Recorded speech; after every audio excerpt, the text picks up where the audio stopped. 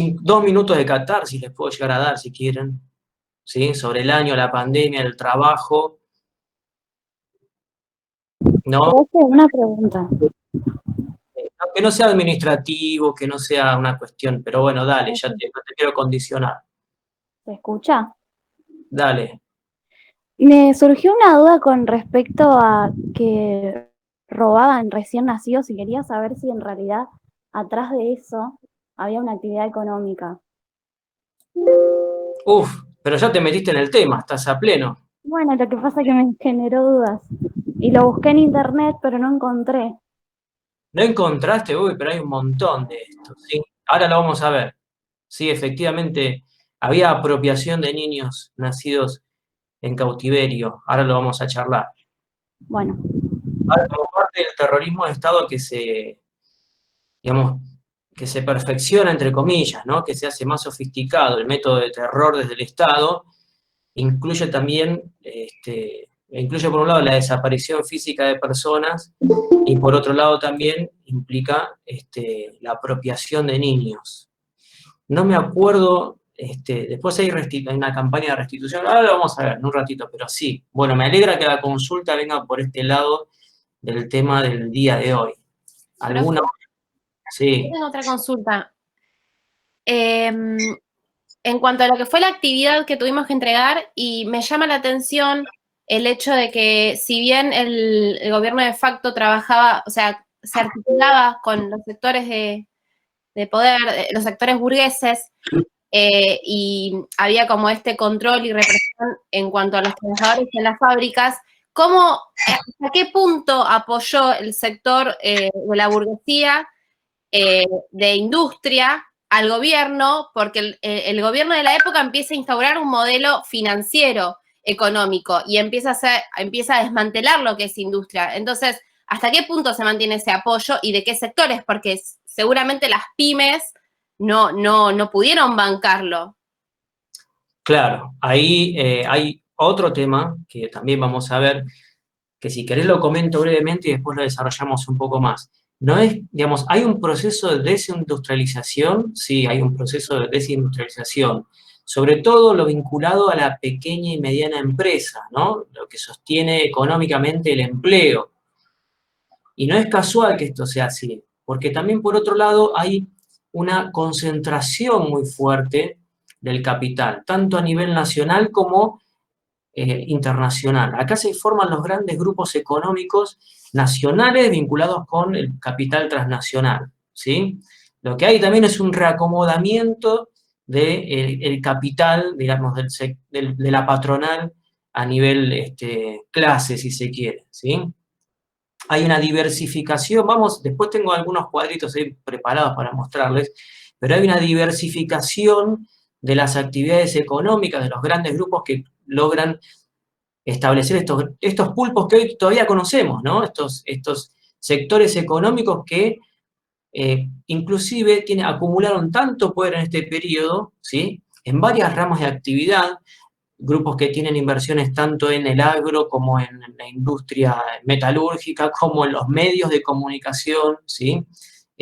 Acumulan tanto poder que inclusive se transforman con mucho más peso en un actor político que condicionan al desarrollo político y las acciones políticas de los gobiernos que van a seguir luego de la dictadura, ¿sí? Es cierto que hay desindustrialización como patrón de acumulación, ¿no? En este periodo, digamos, la industria no es la que organiza la sociedad, hay una retracción de la industria, pero sigue existiendo industria. Lo que sucede es que se concentra en menos manos, ¿sí? Por ejemplo, digamos, Acindar sigue siendo digamos, el negocio está vinculado con hacer más redituable a estas empresas, ¿sí? A costo de, si hay que achicar personal, achicamos personal, si hay que generar medidas para que los salarios sean más bajos, los generamos, y si esto nos beneficia digamos, el intercambio internacional, mucho mejor. ¿Y esto qué hace? Digamos, aumenta las ganancias de las empresas, ¿sí? Entonces, esto es lo que sucede. Sí, obviamente las pequeñas y medianas empresas son las grandes víctimas. ¿Y quiénes son los que, digamos, acaparan esa parte del mercado? Los grandes grupos económicos. Pero no es que, digamos, la desindustrialización le llega a todos los sectores. Se concentra, digamos, el capital, ¿sí? Y esto tiene consecuencias. Cuanto más concentrado está el capital, digamos, menos posibilidades de torcerle la muñeca, digamos, a este capital más poderoso, menos posibilidades inclusive del movimiento obrero de articular alguna acción reivindicativa de sus derechos frente a estos grandes grupos económicos, ¿sí? Y lo que te explicaba recién también, para todos, la diversificación de estos grupos económicos vinculados inclusive muchos con capitales transnacionales, ¿sí? Ocupan, digamos, es como que se acumulan para, digamos, crecen hacia arriba, se produce un gran distanciamiento del capital hacia arriba y al mismo tiempo diversifican sus acciones, ocupan más espacio dentro de la economía, ¿sí? En volumen, pero también en actividades, ¿sí? Y por lo tanto tienen más poder, digamos, de controlar la economía inclusive, ¿sí? Condicionar. Esto es lo que se va a ver como consecuencia después en los procesos democráticos, y que todavía lo vemos, ¿sí? Gracias. Bueno, ahora igual vamos a ir hacia eso. Bueno, todos, todas ya pusieron sus nombres. Veo que están ya enfocados en el tema de la clase de hoy y que vienen, ¿no?, con los motores encendidos, lo cual ya me motiva. Hoy yo venía con baja intensidad y acabo de acelerar rápido y ustedes me pusieron las pilas, así que les agradezco. Bueno, vamos entonces a lo de hoy. Ojalá sea un desafío charlar con ustedes sobre la clase de hoy, que a mí me resulta muy interesante porque es como que con la dictadura, a ver, la dictadura es un tema bastante extendido, sobre todo nosotros somos de ciencias sociales, ¿no? En ciencias, en la facultad, nosotros tenemos como una cuestión de estar, digamos, relacionados con estas temáticas, lo hemos visto en algún lado, sabemos que el enfoque en nuestra facultad, siempre en algún punto, en alguna materia se habla de dictadura, pero para nosotros, en relación con la relación capital-trabajo, organización del movimiento obrero, este momento es un momento bastante particular, es un punto de inflexión, ¿sí? Y es un punto también de que, si se quiere, hay muchas de las cuestiones que venimos viendo que lamentablemente se terminan de resolver de una manera, ¿sí? Y vamos a verlo, o sea, y vamos a entender también, muchas veces está banalizado, hay sectores que banalizan el tema de la dictadura, las consecuencias de la dictadura, ¿sí? No voy a entrar en esas discusiones, yo obviamente tengo un posicionamiento personal, trataré de no expresarlo, trataré de ser lo más objetivo posible, pero se banaliza muchas veces esta cuestión. Y me parece que es importante, ¿no?, entender este tema de la dictadura, no solamente por lo que tiene que ver con el proceso que venimos viendo, ¿sí?, sino para entender la situación actual y contemporánea de nuestro país. Muchas de las cuestiones que vemos en la dictadura tienen que ver con las décadas subsiguientes hasta nuestros días, ¿sí? Tiene algo que ver con nuestra estructura social y económica. Acá se dejan las bases para un modelo que se va a querer implementar con mucha, y se va a implementar con mucha fuerza de aquí en adelante, ¿no? El neoliberalismo entra por la puerta, digamos, del terrorismo de Estado que plantea la dictadura, ¿sí? Y por eso vamos a hablar de la dictadura del 76 en términos de otra dictadura cívico-militar, y vamos a ver los componentes que tiene esta relación cívico-militar. Acá está totalmente expuesta esta relación entre grupos económicos, grupos de poder y fuerzas armadas, ¿sí? Y acá esto también va en contra de otros sectores de la sociedad, no otro sector, no hay un enemigo declarado, ¿sí? Pero sí hay una necesidad de estos grupos que toman el poder de transformar la sociedad, que ya lo venimos viendo también, por eso es importante, porque hubo otros intentos, ¿no? Pero bueno, en este punto, en esta dictadura, la magnitud que tiene la violencia que se expresa en esta dictadura tiene como consecuencia que acá sí hay algo que que se destraba, si se quiere. Se destraba entre comillas, ¿no? No es, no es algo que resulte gratuito en lo más mínimo para la sociedad y para todos nosotros. Bueno, vamos a repasar entonces algo de la clase anterior, porque sí, como hacemos siempre, ¿no? Ponemos en contexto, porque si no arrancamos de dictadura y parece que fuese un tema aparte, ¿no? ¿Se acuerdan lo que vimos en la clase anterior con el tercer gobierno peronista? ¿Sí? ¿Se acuerdan que les mencionaba y les destacaba que cuando hablen de este gobierno peronista recuerden que está el gobierno de Cámpora, ¿sí? Cámpora no llega por casualidad, llega por algo, hay grupos que lo apoyan a Cámpora, Cámpora representa un segmento del peronismo, ¿se acuerdan de eso, no? ¿Se acuerdan de lo que viene en la etapa previa del peronismo? Esta cuestión de la gran movilización, la gran organización de base, la cuestión de las puebladas, el cordobazo, el rosariazo, el viborazo. Vean todo esto como un proceso, ¿sí? En este cuatrimestre no llegamos a hacerlo, ahora me acordé, pero ahora que digo esto y que me remonto ya desde el 69 hasta acá, a veces les doy para hacer una línea de tiempo, ¿sí? Tal vez a algunos o a algunas de ustedes les sirva esta herramienta de la línea de tiempo para ubicarse en la lógica de proceso y no de temas por separado, ¿sí? Por una cuestión de tiempos y por una cuestión de no cargarlo de trabajo ustedes, no hicimos este ejercicio, pero pueden hacer, ¿no? La línea de tiempo.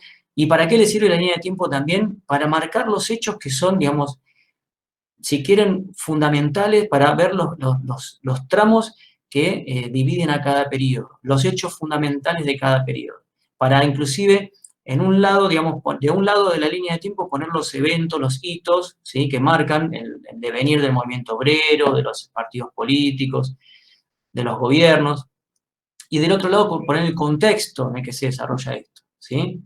Hagan el ejercicio de la línea de tiempo si les resulta útil, tienen tiempo ahora para hacerlo, de acá hasta el trabajo final. Es una opción también para estudiar y tener esa cuestión más procesual, ¿sí? Que nosotros les pedimos para que no lo vean tan compartimentado, si se quiere. Bueno, tercer peronismo, entonces, recuerden, Cámpora viene representando un sector, hay divisiones internas dentro del peronismo. ¿Cuáles eran esas divisiones? Ahí Cristian decía algo y se me perdió, no llegué a leerlo. Encima creo que Cristian entró con el micrófono y lo silencié, pero bueno. Había divisiones en cuanto al área izquierdista y el área derecha. Bueno, muy bien. Eso está bien, ¿sí? Ahora, estaría bueno que cuando después, si les toca hablar sobre esto en el trabajo final, utilicen algunos términos más vinculados con la composición de los actores, ¿sí? ¿Quiénes son? La tendencia revolucionaria, ¿se acuerdan ¿no? La tendencia revolucionaria, la juventud peronista, ¿sí? Los montoneros, ¿sí? Las agrupaciones, como dice acá la compañía, más vinculadas con la izquierda del peronismo, ¿sí? Y la centro-derecha, los más conservadores, vinculados con la juventud sindical, la burocracia sindical, si se quiere, y luego los sectores más nacionalistas del peronismo, que van a formar inclusive algunos la Alianza Anticomunista Argentina, la AAA, ¿sí? Y se acuerdan que hablamos de dos proyectos de país, era el gran problema del peronismo, ¿no? Institucionalizar dos proyectos de sociedad totalmente antagónicos dentro de un mismo movimiento político. Este es el problema. Cámpora representa uno de esos proyectos, ¿sí? O por lo menos a los actores que encarnan este proyecto, y ahí hay un problema interno dentro del peronismo, un desplazamiento. ¿Se acuerdan de todo eso, no? No quiero retomar la clase y pasar, pero esto es importante, ¿sí? Bueno, después viene Perón, lo que ya sabemos, ¿no? De su apoyo en la columna vertebral, que es el sindicalismo, y como les decía la otra vez, se muere Perón, se muere, y ahí ya se desata, digamos, un problemón, porque digamos, no hay conducción del movimiento y estas luchas se vuelven mucho más crudas, queda Isabel en el poder, Isabel no puede manejar el poder, no puede conducir este proceso ni en lo social, ni en lo económico, ni en lo político, ¿sí? Tenemos un evento que es el Rodrigazo, que plantea por primera vez una manifestación obrera peronista contra un gobierno peronista, ¿sí? Y no es un dato menor el Rodrigazo, también es una política de ajuste luego del pacto social, ¿sí? La política de ajuste que es enfrentada por una organización, la organización del movimiento obrero, ¿sí? Y esto plantea también una cuestión. Políticas de ajuste frente, cuando se quieren implementar, encuentran una resistencia muy fuerte, ¿sí? Tanto de la resistencia, digamos, tanto de la burocracia sindical, que defiende sus derechos también, ¿no? De los sindicatos, de los trabajadores. Y por otro lado también vimos los conflictos por empresa. ¿Se acuerdan de eso, no? ¿Qué pasaba en los conflictos por empresa? Porque eso tiene que ver con la clase de hoy también.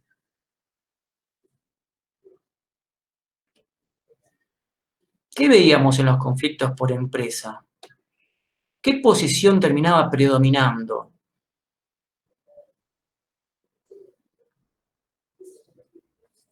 ¿Qué actores se involucraron en estos conflictos? ¿El de las bases? Sí, el de las bases. Es preciso identificar a estos actores en estos conflictos, ¿sí? ¿Se acuerdan que dijimos que no era casual que fuesen en empresas? No son conflictos planteados por grandes, digamos, por sindicatos en forma generalizada. Ahí alguien dijo algo por el chat y se me perdió. Me cuesta un toque lo del chat, pero bueno. A ver, que desde las bases no había respuesta por parte de la burocracia sindical. Muy bien. Ahí ya tenemos uno de los problemas, ¿sí?, de este momento.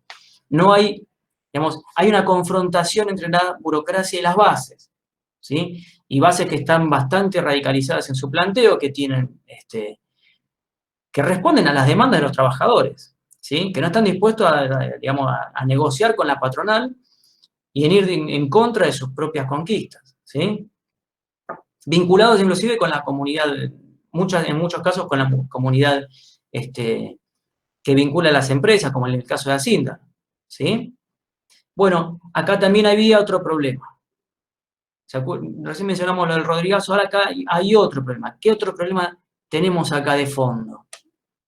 No son solamente conflictos económicos reivindicativos. ¿Qué problema está ahí amasándose fuerte y que tiene que ver con lo que vamos a ver de la dictadura?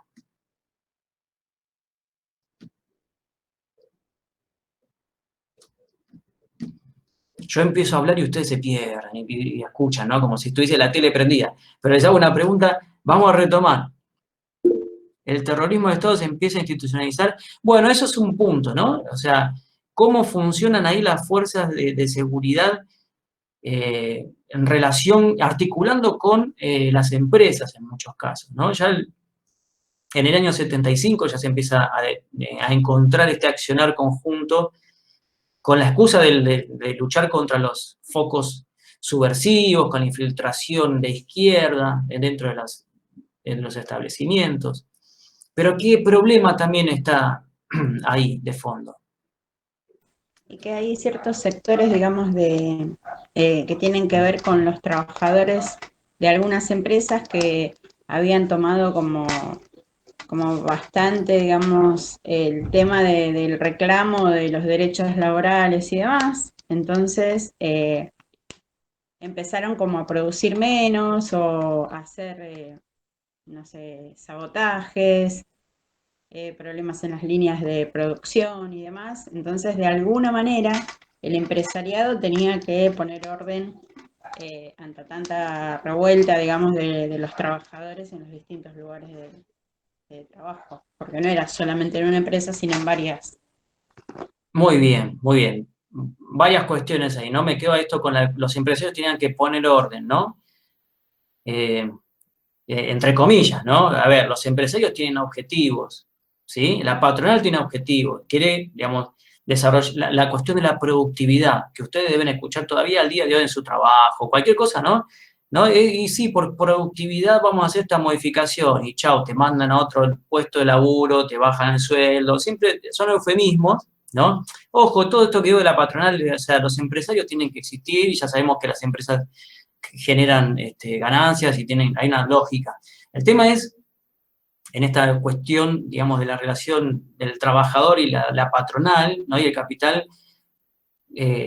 cómo se da esta relación de fuerza. Si todo tiene que poner el laburante bueno, el laburante tiene beneficios y vos también, ¿sí? El empresario también. Vos querés vivir bien, yo también, ¿sí? Bueno, cuando estas conquistas de los trabajadores empiezan a disminuir, hay, digamos, resistencias. Y hay discursos que, digamos, desde a veces de la patronal se plantean discursos, se instalan discursos que tienen que ver con lo conflictivo, con esta cuestión del orden, ¿no? Y en realidad se está pasando por otro lado la cuestión. Por derechos de los trabajadores, por conquistas que ya están logradas y sobre las que se quieren avanzar. Este es el problema de fondo, ¿sí? La relación entre los trabajadores y la patronal en este momento se pone muy tensa. Y se pone muy tensa también porque los trabajadores tienen la organización para desafiar a la autoridad, ¿sí? De la patronal. Ya esto ya lo vamos viendo que se viene, ¿no?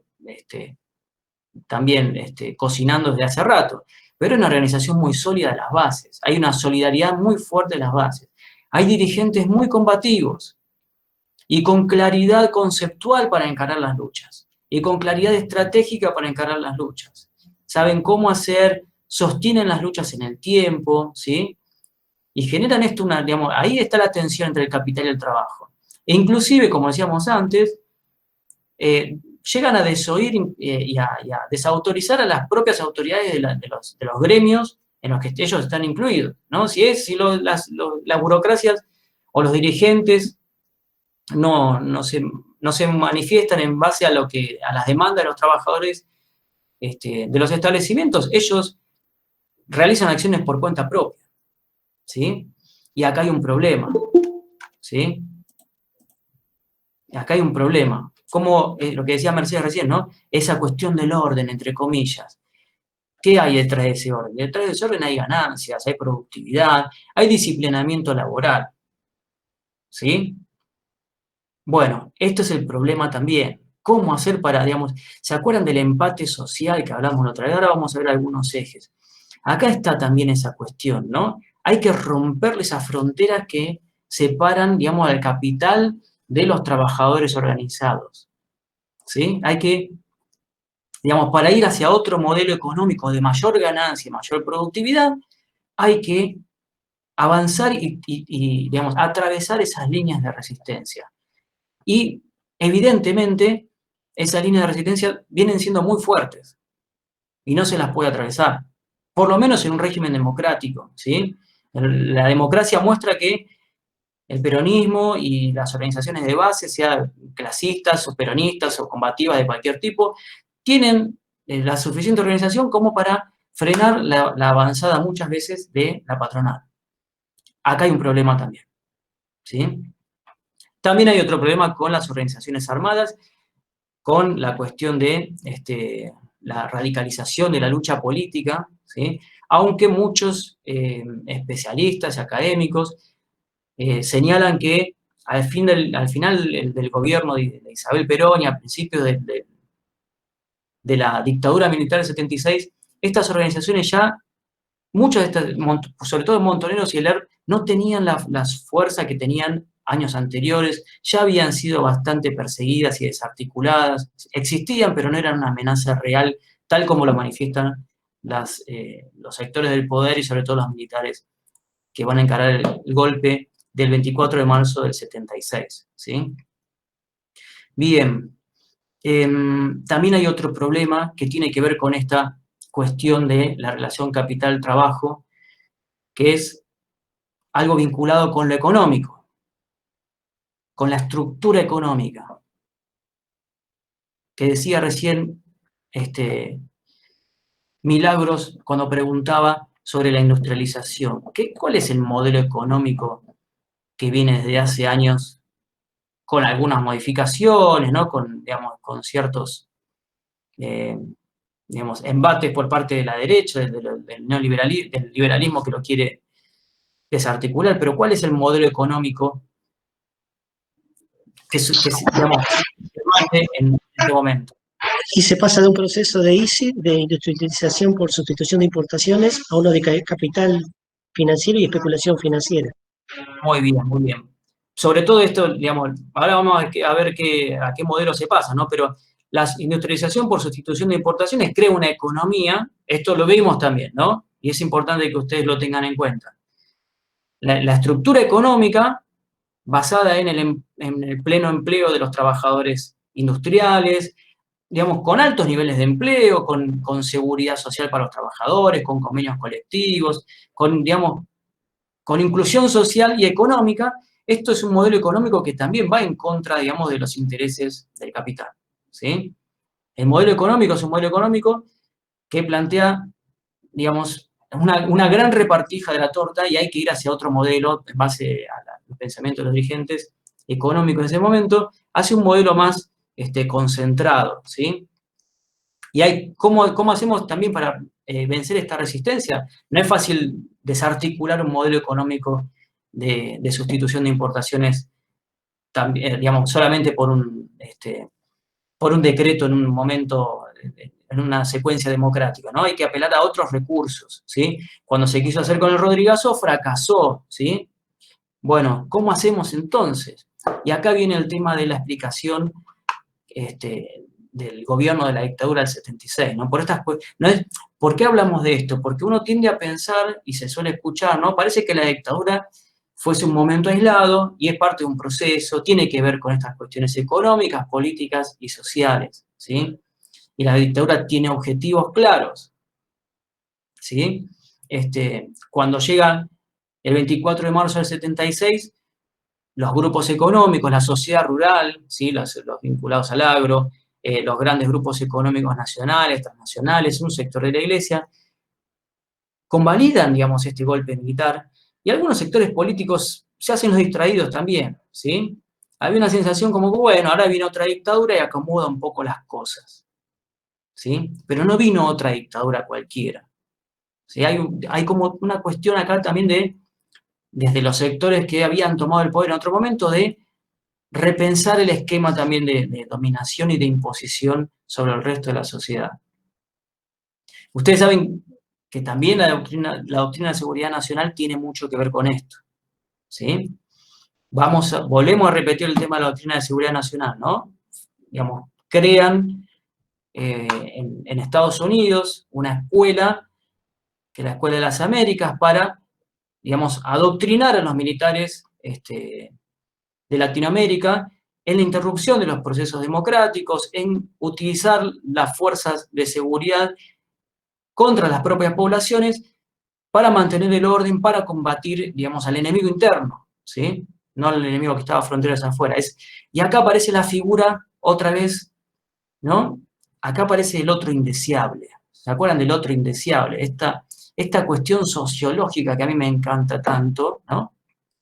Me gusta retraerla, pero tiene que ver con la otredad. La sociedad construye esas otredades. Y si ustedes ven esto, tampoco es para que vean otros indeseables en todos lados ahora, ¿no? Porque trabajamos con otro indeseable, pero está bueno ver, digamos, analizar un poquitito así como la construcción de esos otros en los que se depositan como chivos expiatorios los males de una sociedad. Desarticular, porque ¿saben qué? Muchas veces esto se construye a través del sentido común, ¿sí? Y parece que todos reconocemos que esto es blanco, esto es negro, y en realidad estamos creyendo esas, digamos, esas cuestiones, esos saberes esas cuestiones que circulan sin discusión, ¿sí? Lo vemos incluso al día de hoy, bueno, sí, lo vemos incluso al día de hoy, no me voy a meter en el día de hoy porque ya explota, digamos, la hora que tenemos por delante en charlas, pero es importante esta categoría del otro indeseable. Cómo desde los sectores de poder muchas veces se construye a ese otro que hay que, digamos, menospreciar, descalificar, atribuirle características negativas, y sobre eso después se monta una exclusión, una represión, una violencia simbólica o material, ¿sí? Y esto justifica muchas veces las desigualdades sociales, ¿sí? Por eso es importante esta categoría. Retomo entonces con la doctrina de seguridad nacional, la figura del subversivo es lo que aparece acá, ¿no? Como el eufemismo, para vincular qué es lo subversivo. La subversión lo que intenta revertir un orden, intenta cuestionar un orden, ¿sí? Intenta plantear una sociedad diferente, la amenaza comunista, la amenaza de izquierda, frente al orden occidental y cristianos que planteaban los militares, ¿no? Bueno, esto se instala con mucha fuerza en este momento en la sociedad argentina, ¿no? Digamos, ahora no lo tenemos como algo común, digamos, en nuestros discursos, pero en ese momento se instala con mucha fuerza, ¿no? La figura del subversivo, la figura de, ¿no? Y se instala con mucha fuerza la necesidad de combatir a los extremistas, ¿no? Como se decía en ese momento. Y resulta que, con la excusa de la subversión y la doctrina de seguridad nacional de fondo como esquema teórico y como esquema práctico, porque la doctrina de seguridad nacional tiene que ver con, digamos, una forma de visibilizar a la sociedad para actuar sobre ella, pero también define estrategias sobre cómo actuar, ¿sí? No sé si lo vieron en el video de Daniel, creo que lo menciona Daniel, las técnicas de represión que se utilizan y que se enseñan en las escuelas de las Américas tienen que ver con mecanismos de tortura, con mecanismos, la desaparición de personas tiene que ver con esta enseñanza que se trae desde las escuelas de la doctrina de seguridad nacional, ¿sí? Les enseñan a los militares norteamericanos y franceses enseñan técnicas de represión de distintos sectores sociales dentro de nuestro propio país. Ellos tienen la experiencia, Francia en Argelia, ¿sí? De combatir los movimientos de independencia en Argelia, de descolonización, y Estados Unidos en Centroamérica venía hace rato aplicando estas técnicas represivas, y esto es lo que se va a perfeccionar durante el 76, como técnica de violencia, de aplicación de la fuerza a través de la doctrina de seguridad nacional. Y por esto también vamos a hablar de una dictadura que no fue cualquier dictadura, ¿sí? Sin duda fue la más sangrienta, la más profunda y la que más impacto tuvo en nuestra sociedad y tiene hasta el día de hoy porque es una herida que sigue abierta. Bueno, voy a compartir algunos ejes, algunos ya los mencioné. ¿Alguna duda o consulta? Profe, perdón. Dale. Esto lo que hace referencia de la tortura sería lo que hace diferente a esta dictadura de las anteriores, que si bien hubo represión en las otras, con el tema de la doctrina de seguridad es como que se inserta ciertas formas de proceder que antes no. Sí, esta es la más violenta, ¿sí? No solamente por digamos, la magnitud en cuanto a cantidad de personas que sufrieron la represión físicamente en sus propios cuerpos, sino el impacto social que tuvo esto, ¿sí? Pero al mismo tiempo en la forma de la violencia, ¿sí? Si quieren estar intrigados por esta cuestión, vamos directamente a esto y todo lo que había organizado para darles, lo salteamos, ¿sí? Y vamos al tema del terrorismo de Estado, ¿sí? Esta palabra, ¿sí? Terrorismo de Estado. ¿Qué significa terrorismo de Estado? ¿Qué significa terrorismo de Estado? Generar terror. Mariana. Perdón, se Pueblo, cortó. Sí, ahí. mediante... Dale, Hola. ahí te escucho. Hola. Sí, sí. Perdón, estoy con los datos. Bueno, dale. Generar terror es el terrorismo de Estado, generar terror en la gente mediante diferentes prácticas. Está bien. Como la desaparición de personas. Muy bien, pero ¿quién lo lleva adelante? Que tiene que ver con el nombre del concepto. El mismo Estado, pero lo justifica a través del peligro interno, en este caso el tema de los subversivos, y bueno, y como que arrastra el hecho de los montoneros u otras fuerzas guerrilleras interiores en Argentina. Muy bien, y acá hay algo importante para distinguir. Una cosa es la violencia política, ¿sí? Una cosa es, digamos, tener objetivos políticos y pensar que uno de los medios posibles para alcanzar esos medios es la utilización de la violencia, como era el caso de las organizaciones armadas. Que para nada estoy justificando el uso de la violencia, sino que estoy distinguiendo, ¿sí? Del concepto de terrorismo de Estado. El terrorismo de Estado es precisamente lo que decía Mariana recién, ¿no? Generar terror en la sociedad, ¿sí? El terrorismo tiene que ver con esto, con una sensación, ¿sí? Y esa sensación tiene un fin en sí mismo, que ahora lo vamos a ver. Pero la otra parte de este concepto es terrorismo de Estado, no lo lleva adelante una organización que con algún objetivo político, digamos, dentro de la sociedad civil, ¿sí? Que se enfrenta con otra organización o lo que sea. Acá hay una apropiación de los elementos, los recursos del Estado, que ustedes saben, ¿no? El Estado ejerce el uso monopólico de la violencia sobre la sociedad. Digamos, como concepto, el Estado, digamos, el límite del Estado es este, que puede, el único que puede imponerse sobre los individuos para ejercer el orden, ¿sí? Dentro de un orden, de una situación democrática, es el Estado. Por algo existen digamos, la policía, las fuerzas de seguridad, ¿sí? Porque en algún punto, cuando se infringe la ley, llega el Estado, ¿sí? Ahora, pero eso dentro de un marco institucional. El problema del terrorismo de Estado es cuando un grupo se apropia de los elementos de esos elementos represivos del Estado, que son para todos por igual, ¿sí? Y que tienen como base, digamos, las fuerzas de seguridad actúan, digamos, en espacios institucionales, en funcionamiento de los poderes públicos, del Poder Judicial, del Poder Legislativo, del Poder Ejecutivo, ¿sí? En un orden en el que son una fuerza más. Bueno, el terrorismo de Estado plantea la imposición de estas fuerzas represivas sobre, digamos, en favor de un sector y en contra de otro, ¿sí? Se utiliza, si se quiere, para los propios objetivos de un grupo de la sociedad, los recursos represivos del Estado, ¿sí? Las fuerzas del Estado. ¿Y en qué contexto? En el contexto de la dictadura. En una dictadura, ustedes saben qué es, ¿no? Se suprimen las garantías constitucionales, se suprime el orden institucional, ¿sí? Un ejemplo claro de la finalidad de la dictadura, o sea, ¿quién iba dirigido el proceso represivo? Me perdí y vos tenés que abrir el chat. Bueno, me cuesta mucho el chat, pero ahí vamos. Que no quiero dejar las opiniones de ustedes. Un ejemplo claro de la finalidad de la dictadura, o hacia quién iba dirigido el proceso represivo, fue el primer decreto de marzo de supresión del derecho a huelga. Muy bien, exactamente. Ahí está.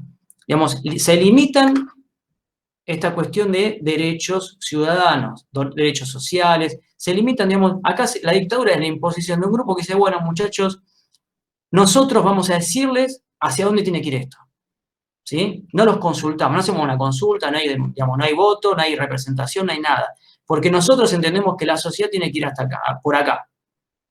Esto es una dictadura, y para eso, lógicamente, tienen que suspender toda forma de organización, de representación, de cualquier alternativa posible a esa forma de autoridad, ¿sí? Es un autoritarismo, una dictadura, es una imposición, ¿sí? Lo que no se logra a través de medios democráticos se impone a través de la fuerza. ¿Y qué fuerza se utiliza? Se utiliza la fuerza del Estado, la que es de todos nosotros y nosotras, en contra nuestro. Este es el terrorismo de Estado. Esta es la violencia desde el Estado. Terrorismo es, como decía Mariana, digamos, generar a través de la utilización de esa fuerza, generar, digamos, algunos autores, ya me estoy adelantando, generar una impronta social, generar una emoción. El terror es una emoción que tiene un efecto disciplinador, tiene un efecto organizador, ¿sí? Que tiene que ver con la violencia, el miedo y la inmovilización de las personas ante la posibilidad de la utilización de la violencia en su contra. ¿Lo estoy haciendo muy complejo o se entiende? ¿No? Terrorismo de Estado. Esto... ¿Puedo preguntar algo? Sí, dale. Si ellos, o sea, si quienes tomaron el poder eran los militares, en ese caso, ¿no son ellos mismos la fuerza represora? Sí, claro. Lo que pasa es que por eso estamos hablando de una dictadura cívico-militar. ¿Sí? Claro, Nosotros... porque en un momento usted dijo, no, bueno, ellos tomaron el poder represor, pero ellos mismos no serían, digamos, de represión. Claro, pero lo que pasa es que las Fuerzas Armadas existen, digamos, en un proceso democrático también existen Fuerzas Armadas. El tema es el lugar que ocupan. ¿Sí? Sí. Acá las Fuerzas Armadas en este momento se instalan como la máxima autoridad de la nación, ¿sí? y imponen la conducción política de la nación, desestimando a los partidos políticos, a las organizaciones gremiales, a cualquier otro tipo de representación, ¿sí? Digamos, dentro de un régimen democrático existen las Fuerzas Armadas, pero con una función, Hoy existen Fuerzas Armadas con una función, siempre, digamos, existieron, cuidar fronteras afuera de los intereses de nuestra nación, es como un resguardo respecto de los vínculos entre estados, ¿sí? Pero no para utilización en contra de los propios, de la propia población. Acá el lugar que ocupan es ese, un espacio político, digamos, se transforman en un actor político, ¿sí? Reemplazan a los actores políticos elegidos por la sociedad y además utilizan esa fuerza que tienen para otros fines con un fin determinado, que es la represión interna. Y además vinculados con grupos sociales que tienen sus mismos intereses en transformar la sociedad de una manera. ¿Se entiende? Sí. Se transforma, digamos, cuando en la dictadura, digamos, con Perón existían las Fuerzas Armadas también, pero el tema es que luego, con la dictadura, toman el poder y ocupan otro espacio, ¿sí? Ocupan el espacio institucional. Y eliminan, digamos, cualquier tipo de alternativa política. ¿Se entiende? Bien. Sí. Bien. ¿Por dónde estábamos entonces? Terrorismo de Estado. Bueno. Y hablamos con Milagros también del tema de por qué esto fue una de las más violentas. Bueno, ¿se acuerdan que la Revolución Argentina, la de Onganía, también se planteaba objetivos económicos, políticos? ¿Y se acuerdan qué pasó con eso? ¿Qué pasó con eso? ¿Qué pasó con esos objetivos que se planteaba Onganía? Ese hombre fuerte, ¿no? Que venía a ordenar la nación y que... ¿Qué pasó ahí? ¿Por qué fracasa la Revolución Argentina? ¿Por qué se va Onganía del poder? Fracasa por la resistencia obrera organizada y por el fenómeno que se da de los movimientos estudiantiles también, el contexto global de lo que era, si mal no recuerdo, la Revolución Cubana, había todo un movimiento global que fomentaba este tipo de movilizaciones sociales. Pero había Muy bien, una estructura de base sindical muy fuerte y de mucha resistencia que se le plantó, digamos. muy bien. Se le plantó el cordobazo, ¿no? Tiene que ver con eso, ¿no? La sociedad se planta, ¿sí? Y lo que dice Cristian, ¿quiénes se plantan? Los estudiantes, los intelectuales, los profesionales y el movimiento obrero, ¿sí? Acá está la resistencia social que tenemos y que viene desde aquel momento, y esto tiene que ver con lo que hablábamos antes, ¿sí? Esta cuestión de estas fronteras que, digamos, los sectores patronales, los grupos concentrados de la economía, quieren y deben romper para crear una estructura económica y social nueva, ¿sí? A mí me quedó una duda. Leyendo el texto es como que no termino de entender si lo que se esperaba con todo esto era bajar la conflictividad social, pero dice como que no llega a bajarse. De hecho, sigue la resistencia y solamente, creo, merma un año, que creo que es 1979, cuando baja la inflación, logran controlar un poco la economía. O sea, no consiguen el objetivo. Lo que pasa es que ese no es el objetivo, ¿sí? La conflictividad social no da cuenta de la composición del movimiento obrero, que es el problema real, ¿sí? Y en eso sí son exitosos en esta metodología, ¿sí? Y acá tiene que ver, y acá es el rol fundamental del terrorismo de Estado como herramienta de transformación que se profundiza en este momento, ¿no? Recién hablamos de Onganía, que fracasa porque el pueblo se subleva en el cordobazo, en el rosariazo también, la comunidad se organiza, sale a las calles. Bueno, acá tienen que, digamos, ir para atrás. Bueno, en este momento no están dispuestos a ir para atrás. En este momento, digamos, los grupos económicos que quieren esta transformación económica y los militares en el poder quieren profundizar, digamos, esta transformación y lo van a hacer a cualquier precio y de cualquier manera. Y, no, digamos, y hay un plan sistemático, y esta es una distinción de la dictadura del 76 respecto de las anteriores, ¿sí? El terrorismo de Estado que se aplica acá responde a un plan sistemático, ¿sí? Hay una digamos, acá había un diagnóstico respecto de la situación de la sociedad y hay un diagnóstico respecto de qué hacer para resolver esta cuestión, ¿sí? Y ya no es un diagnóstico que tenga que ver con reordenar las cosas para convocar un periodo democrático, sino ir a fondo y eliminar los obstáculos, ¿sí? Para la concreción de un nuevo orden. Y esta eliminación pasa a ser literal. Esto es el terrorismo de Estado, ¿sí? Ya no hay, digamos, no es solamente perseguir, persuadir, encarcelar, ¿sí? Se dan cuenta que hay que ser, es tremendo lo que voy a decir, hay que hacer más eficiente ese uso de la violencia. Ya habían perseguido, ya habían encarcelado, ¿sí? Y sin embargo los movimientos políticos y sociales habían resistido y habían avanzado sobre las posiciones de estos gobiernos autoritarios y de dictadura, ¿sí? Bueno, ¿cómo hacemos ahora? Tenemos que eliminarlos. Y acá está la cuestión sistemática del terrorismo de Estado que se va a evidenciar en el 76. ¿Sí? Acá hay un diagnóstico claro de qué hay que hacer. Estos tipos nos molestan. ¿Quiénes son los tipos que molestan para ustedes?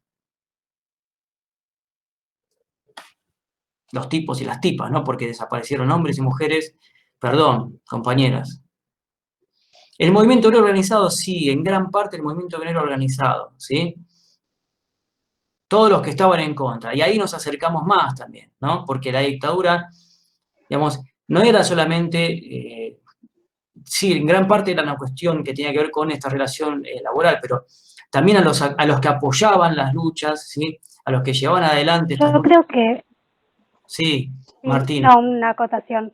Yo creo que era a todos, porque incluso desaparecían a, no sé, un obrero de una fábrica, y después iban por la familia, o sea, si esa familia estaba o no a favor de lo que hizo el familiar, como que iban, no importaba básicamente, era aquel que más o menos veían que estaba en contra, chau, eliminado, o desaparecido, o torturado.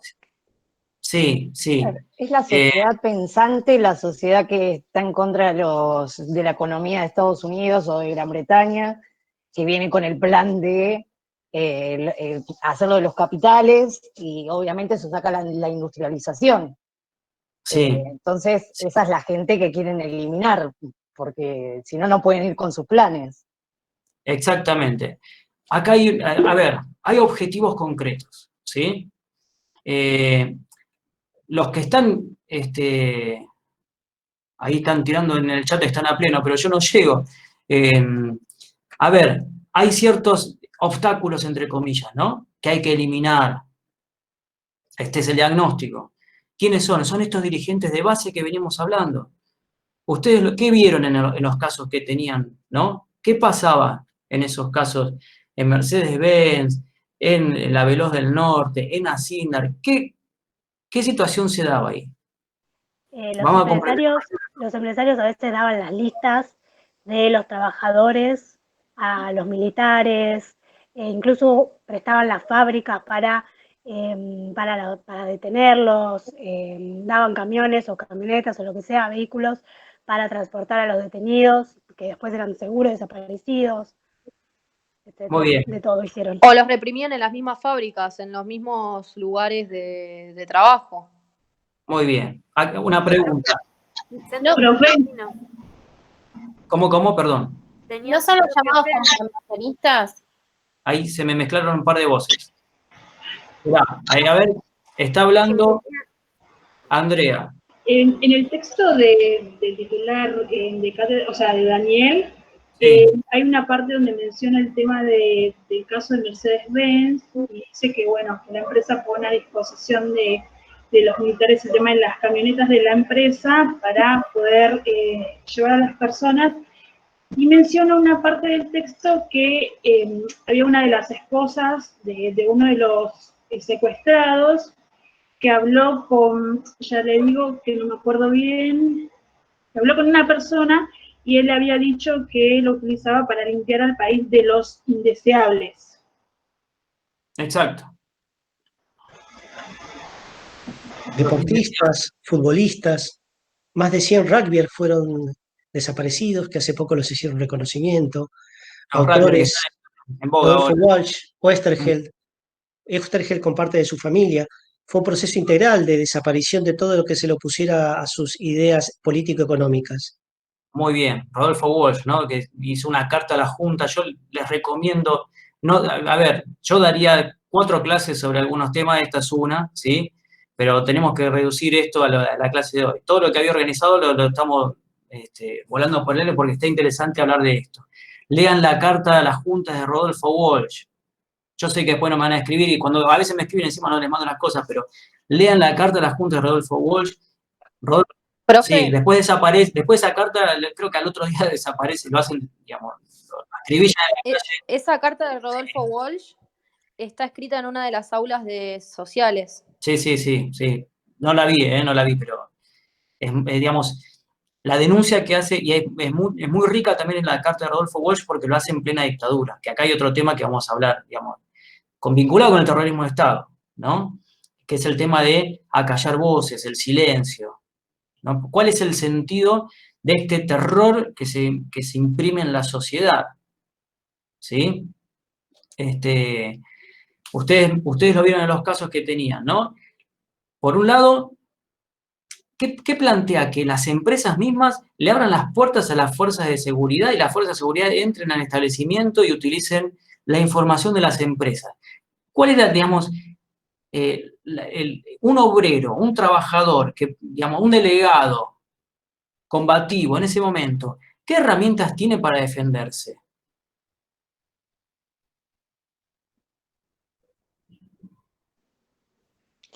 Profe, yo me estuve fijando un poco más en la historia sobre esta temática Sí.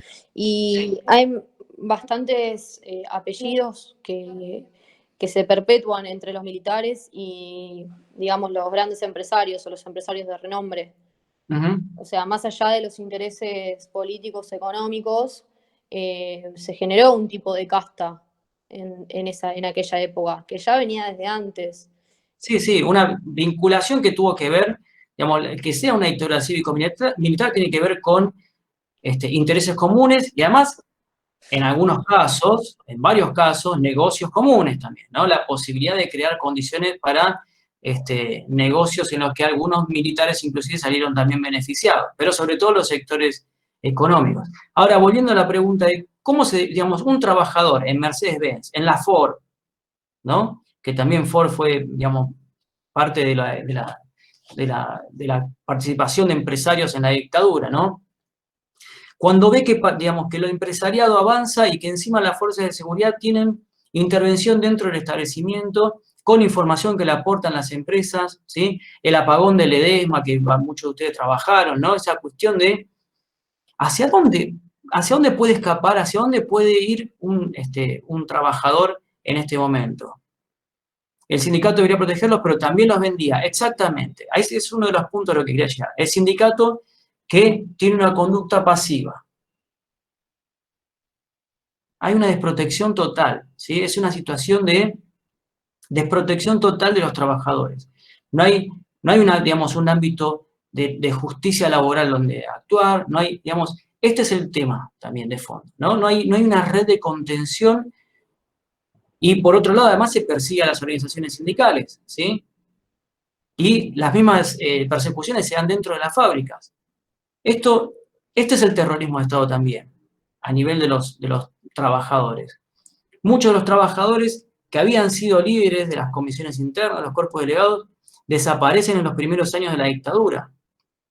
La figura del desaparecido es una de las estrategias novedosas que tiene el terrorismo de Estado, ¿sí? Y que lo hace en gran escala. Saben que es un desaparecido, la figura del desaparecido, ¿no? ¿Saben cómo era el procedimiento? ¿O no lo saben? ¿Cómo funcionaba esta cuestión de la desaparición de personas? ¿Cómo funcionaba la detención ilegal de personas? Había una detención un secuestro terrorista. Perdón, ¿Cómo? era similar a un secuestro extorsivo. Iban en autos, militares vestidos de civiles, tenían un objetivo, lo levantaban adentro del auto y desaparecía, dejaba de existir. No había ningún derecho que lo amparara ante esa desaparición forzada. Muy bien, muy bien. Eran operativos ilegales, ¿no? Que se hacían, y esto también habla de lo sistemático del terrorismo de Estado, ¿no? Del plan sistemático que existió, ¿sí? La instalación de centros clandestinos de detención ilegal, no sé si lo escucharon nombrar, lo vieron en el video de Daniel, ¿no? Lugares donde solamente las fuerzas de seguridad sabían que existían y que se llevaban a las personas que chupaban, se decía en ese momento, ¿no? Los agarraban en la esquina de la casa, entraban a sus casas de noche, no eran, digamos, no eran operativos legalizados en muchos casos, funcionaban grupos de tareas paralelos de las distintas fuerzas de seguridad y tomaban a una persona, a su pareja, a su familia, en su lugar de trabajo, a la salida, en la calle, en una fiesta, en una, no sé, en cualquier lado, ¿sí? La llevaban, no le informaban a nadie de dónde la llevaban, a estos lugares, los llevaban a algunos de estos centros clandestinos de detención ilegal. Existieron casi 500 centros clandestinos en todo el país, y ahí también se ve la cuestión sistemática. En todos lados había centros clandestinos de detención. Hubo una planificación en todo el territorio nacional para implementar esta cuestión del terrorismo de Estado, ¿sí? Se los detenía, se los torturaba, ¿sí? Y en muchos casos, en la mayoría de los casos, los cuerpos eran eliminados. ¿Por qué piensan que eran eliminados? Esto es la figura del desaparecido. Nadie supo, no sabían dónde estaban los familiares, dónde estaban estas personas detenidas, y en muchos casos nunca más se supo dónde fueron eliminados y desechados sus cuerpos. El mismo Videla decía, ¿no? Que no están detenidos ni muertos, que estaban desaparecidos. De ahí, ¿no? Surge también el tema de titularlos de esa manera, ponerles un nombre. Está el videíto ese de Videla, ¿sí? Cuando le preguntan a un periodista por esta cuestión, dice, bueno, no están ni vivos ni muertos, desaparecidos. Pero no es una cuestión menor. ¿Por qué piensan que se hacían desaparecer los cuerpos? Como cualquier homicida para ocultar el cuerpo del delito, porque sabían que estaban cometiendo algo ilícito en el fondo, supongo yo, como cualquier asesino. Por un lado esta cuestión, ¿no? Digamos, no dejar pruebas, ¿sí? Por un lado la cuestión de la prueba, eliminar la prueba. Pero por el otro lado, tiene que ver con esta cuestión de la huella emocional, que era la que hablábamos antes, ¿no? Sí, obvio, porque al tener un desaparecido, esa familia no puede hacer el duelo, digamos. Exactamente. Entonces los quiebra emocionalmente. Un duelo abierto, ¿sí? De forma permanente, ¿sí? Y una presencia que hasta nuestros días sigue, ¿no? Por algo el 24 de marzo del 76, no sé ustedes, yo marcho todos los años, ¿no? Para conmemorar que sucedió esto y que no hay que olvidar que hubo 30.000 detenidos desaparecidos, ¿no? Porque es una herida abierta, una huella que deja en la sociedad. ¿Y por qué? Digamos, ese cuerpo que nunca se encuentra, que permanece desaparecido, es una señal y es un mensaje también para el resto de la sociedad, ¿sí? Es un miedo permanente. Este es el terrorismo de Estado, ¿sí? O sea, no es solamente sobre el cuerpo que se genera la violencia la cuestión, es sobre el cuerpo social también, es sobre los familiares, sobre lo afectivo, no de tener un lugar donde hacer el duelo, como decía Mercedes, ¿sí? Y un mensaje para los compañeros de trabajo, los estudiantes que estudiaban con esa persona, los hermanos, los padres, ¿sí? Esta cuestión de romper solidaridades. Hay una nueva relación social que viene a instalar el terrorismo de Estado también. No es una casualidad. Esto es lo que hay que profundizar y que a mí me interesaba compartir con ustedes, ¿sí? Esto es, digamos, la generación de una nueva relación social, ¿sí? El neoliberalismo es una relación social, ¿sí? Que rompe las solidaridades previas. ¿Se acuerdan? Trabajadores, comunidad, el barrio, ¿sí? Intervenir, la necesidad de acción política, de acción directa, vamos a construir algo mejor, vamos a defender nuestras conquistas. Este miedo, este terror, la desaparición, la tortura, digamos, estos mecanismos ilegales de sacar gente de sus lugares y que no aparezcan nunca más, de torturar, ¿sí? Y de generar mensajes respecto de esta violencia física, es una violencia también simbólica y es un mensaje para los otros. No te metas, quédate en tu casa, no participes. En definitiva, el individualismo, ¿sí? Como una cuestión cultural que se impone, ¿sí? ¿Por qué? Porque si te metes, porque si intervenís, porque si haces, porque si luchás, si se haces, te va a tocar esto, ¿sí?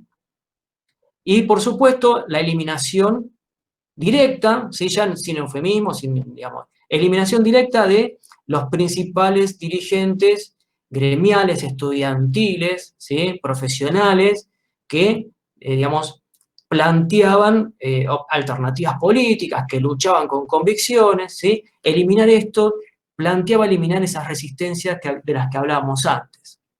y eliminarlos en forma literal, ¿sí?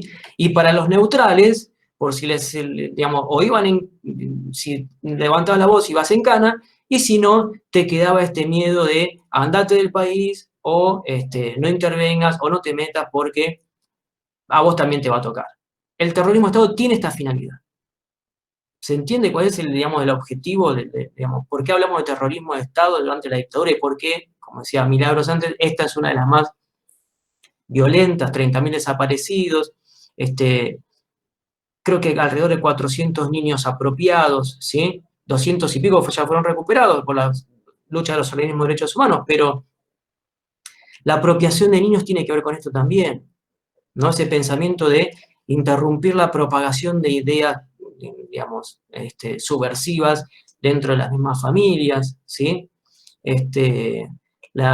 Y también en general esta cuestión de huella emocional en el resto de la sociedad.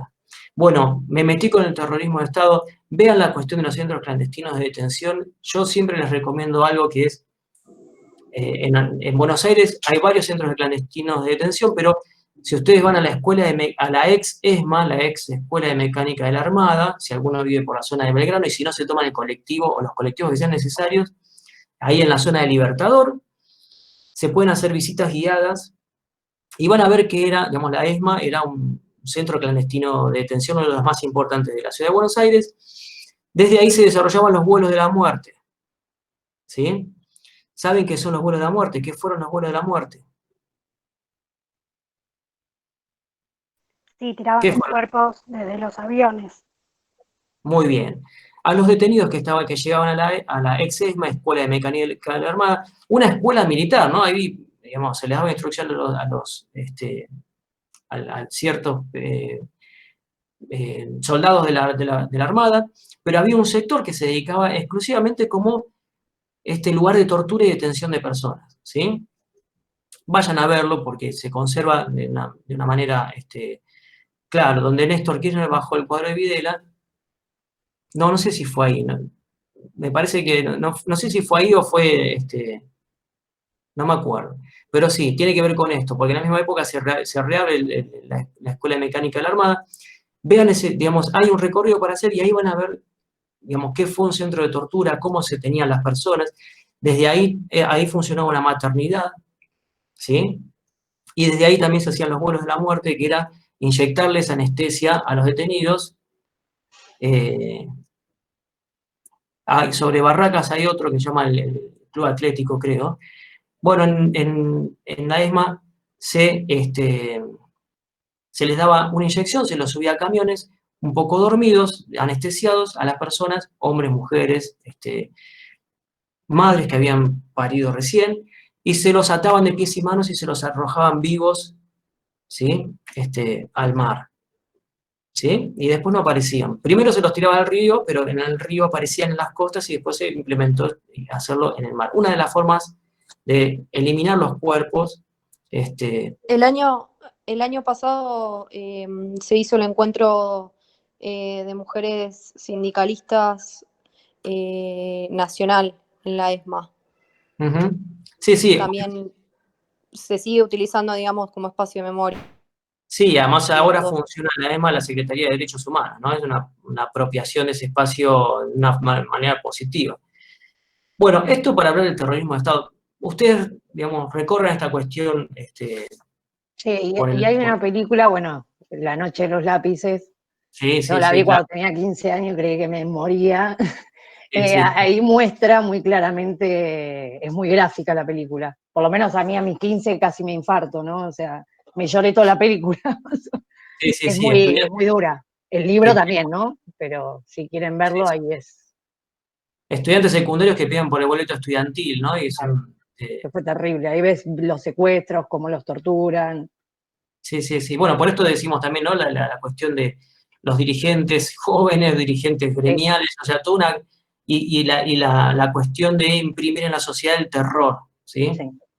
Para esta cuestión que te generó vos una película en ese momento, contemporáneamente a los otros estudiantes no saber nada de sus compañeros fue también una... Sí, lo loco es, por ejemplo, pensar, yo lo hablaba con mi mamá en su momento, ¿no? Cuando ya hace época, y ella lo que me decía es que no sabían lo que estaba pasando adentro de la ESMA, o sea, ellos pasaban por la puerta y nadie sabía que estaban torturando a la gente adentro, o sea, porque uno Sí, en su momento se preguntaba, pero ¿cómo nadie podía darse cuenta?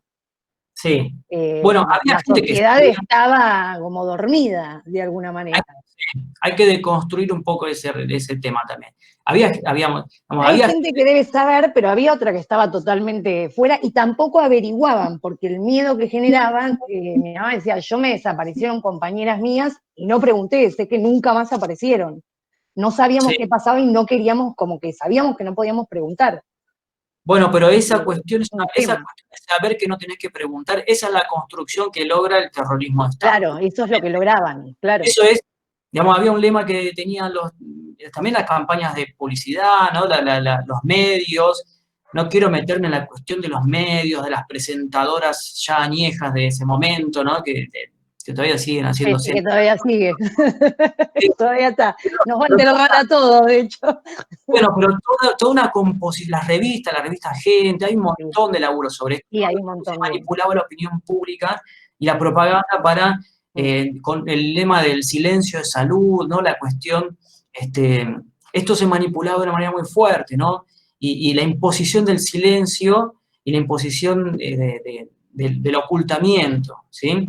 De hecho, al lado de la ESMA, a unas cuadras, está la cancha de River, donde en el 78 se ganaba un mundial mientras a 6 cuadras estaba torturando y haciendo ¿sí? Bueno, que el Mundial parte fue también un fantasma para tapar todo eso. Exactamente, exactamente. Bueno, ya sabemos que es terrorismo de Estado, ¿sí? Para esto tienen muchas cosas para ampliar. ¿Por qué me interesa esto del terrorismo de Estado? Para que no sea solamente un concepto, digamos, que queda dando vueltas y que vean también que tiene una finalidad, ¿no? La cuestión de el terrorismo de Estado también es funcional a los intereses económicos, ¿sí? Había un diagnóstico que era hay que romper estas resistencias y hay que generar una nueva sociedad. El proceso de reorganización nacional es como se denomina esta dictadura, reorganización nacional, ¿sí? Hay una reorganización en lo económico, en lo político y en lo social. Hay una reestructuración económica, un nuevo orden que se empieza a generar. Pero este nuevo orden viene de la mano de esta violencia institucional, ¿no? No es posible esta transformación sin eliminar al mismo tiempo todas estas resistencias. Cuando vean el terrorismo de Estado, piensen en los intereses económicos y políticos que hay atrás. ¿Y quiénes representan esos intereses? Porque también se caen un poco las caretas acá, ¿no? Qué sé yo, no fueron Videla, Macera, sí, Agosti solamente, las juntas no fueron, ¿sí? Solos, ¿sí? Atrás había gente que apuntalaba esto y que se benefició, ¿sí? Como vimos en el caso de Mercedes-Benz, de Asindar, ¿sí? No pudieron en democracia, atrás de la violencia institucional que plantea la dictadura, vinieron las avanzadas de los empresarios, ¿sí? Esto que pudieron, digamos, conseguir a través de la implementación y la alianza con las fuerzas represivas. Y los sindicatos que actúan de forma pasiva, ¿en qué se beneficiaban? Bueno, les pregunto yo, ¿qué les parece a ustedes que pasa con el movimiento obrero? Porque los textos señalan distintos momentos también, ¿no? ¿Qué momentos señalan? Hay algunos que son, digamos, que plantean más resistencia, otros que plantean menos resistencia. ¿Qué dice Basualdo sobre los distintos momentos de la dictadura? Lo mismo que les planteaba con el peronismo. No me definan la dictadura solamente como esta avanzada sobre el movimiento obrero y qué sé yo, y quedó ahí. La organización del movimiento obrero responde de distintas maneras en distintos momentos. ¿Cómo responden? ¿Qué pasa con el movimiento obrero? ¿No queda como dividido en dos partes, de participacionistas y confrontacionistas? Los participacionistas es como que acompañan un poco más al gobierno, o sea, van más a la mediación, si bien el gobierno saca un montón de cuestiones como la negociación colectiva, define que ya no se negocia, que a lo sumo los salarios los define el propio gobierno o los puede definir la misma empresa. los participacionistas buscan como una situación más del diálogo para poder sobrevivir esta etapa. Y los confrontacionistas no, van al choque, van a la resistencia, que es el caso, por ejemplo, de la vertiente que se encontraba en Asindar. Sí, sí. Hay una cosa que hay que tener en cuenta acá, ¿no? No estamos hablando de digamos, ¿qué pasa al inicio de la dictadura y lo que venimos mencionando? ¿Qué pasa con los dirigentes sindicales? ¿Qué pasa con estos obreros tan combativos del periodo anterior? Claro, lo que pasa es que viene una situación de arrastre, porque ya había una fractura, creo que lo dice Svampa, que habla de 3 periodos y hay una fractura del movimiento obrero respecto de las dirigencias. Y las dirigencias estaban alineadas a poner en caja Sí, que ponían resistencia a alinearse a la CGT. sí. Pero yo quiero hacer una aclaración con respecto a esto, ¿no? Cuando hablamos de la situación del movimiento obrero, hay que contemplar que acá hay, digamos, se arrasa con la dirigencia más combativa, ¿sí? Cuando hablamos de confrontacionistas y participacionistas, son los que quedaron en pie, está claro esto, ¿no? Porque esta es otra cuestión conceptual, si se quiere. Los primeros 3 años, los primeros 2 años sobre todo, de la dictadura, la violencia que se desata contra, digamos, los principales dirigentes sindicales, los más combativos, es tremenda. Con suerte terminan en cana, ¿sí? Con suerte terminan presos, ¿sí? Dirigentes hasta que no eran los más combativos terminan presos, ¿sí? Y estos dirigentes de base, más combativos, más, digamos, más radicalizados, son eliminados, ¿sí? A ver si quería compartir algunas cosas con ustedes y ya empiezo a ponerme, ya entro en lío. A ver. Bueno, tenía unos ejes que al final no compartí, ¿se ve? ¿Los quieren repasar? ¿Quieren que les dé 2 minutitos para verlos? ¿Los ven ahora?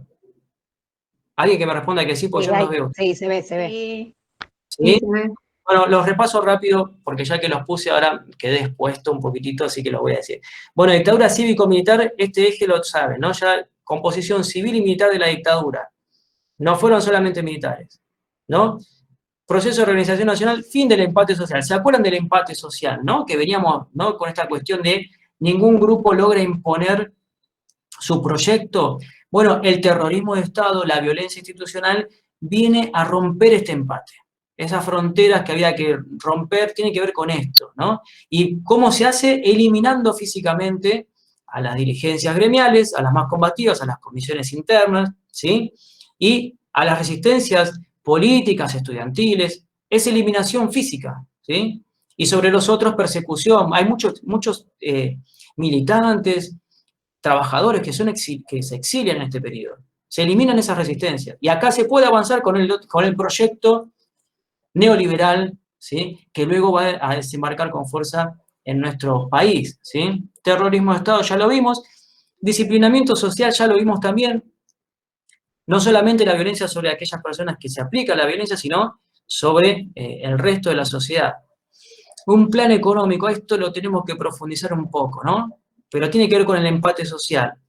Romper, digamos, la resistencia social y política para avanzar con una nueva estructura económica de un modo permanente. Esto es importante. Sentar las bases para una nueva economía y una nueva sociedad, ¿sí? Y esto va de la mano de la política laboral. Una nueva economía necesita nuevas formas de vinculación entre el capital y el trabajo. Y para eso necesitamos, digamos, nuevas condiciones laborales y una nueva composición, esto es importantísimo, una nueva composición del movimiento obrero. Eliminar a los más radicalizados tiene que ver con esto también. El terrorismo de Estado tiene que ver con esta disciplina que se impone al movimiento obrero, ¿sí? El rol de los empresarios y los grupos económicos ya lo vimos, y ahora vamos a profundizar.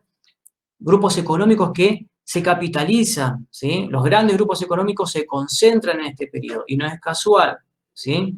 El rol del sindicalismo entre colaboracionistas y confrontacionistas, como decía recién Milagros, y la lucha de movimientos sociales, organismos de derechos humanos y la Iglesia y las organizaciones sindicales internacionales como referencia para digamos, la lucha. Lo que no se podía luchar a través de los gremios y los partidos políticos se encuentra eco en estos otros actores.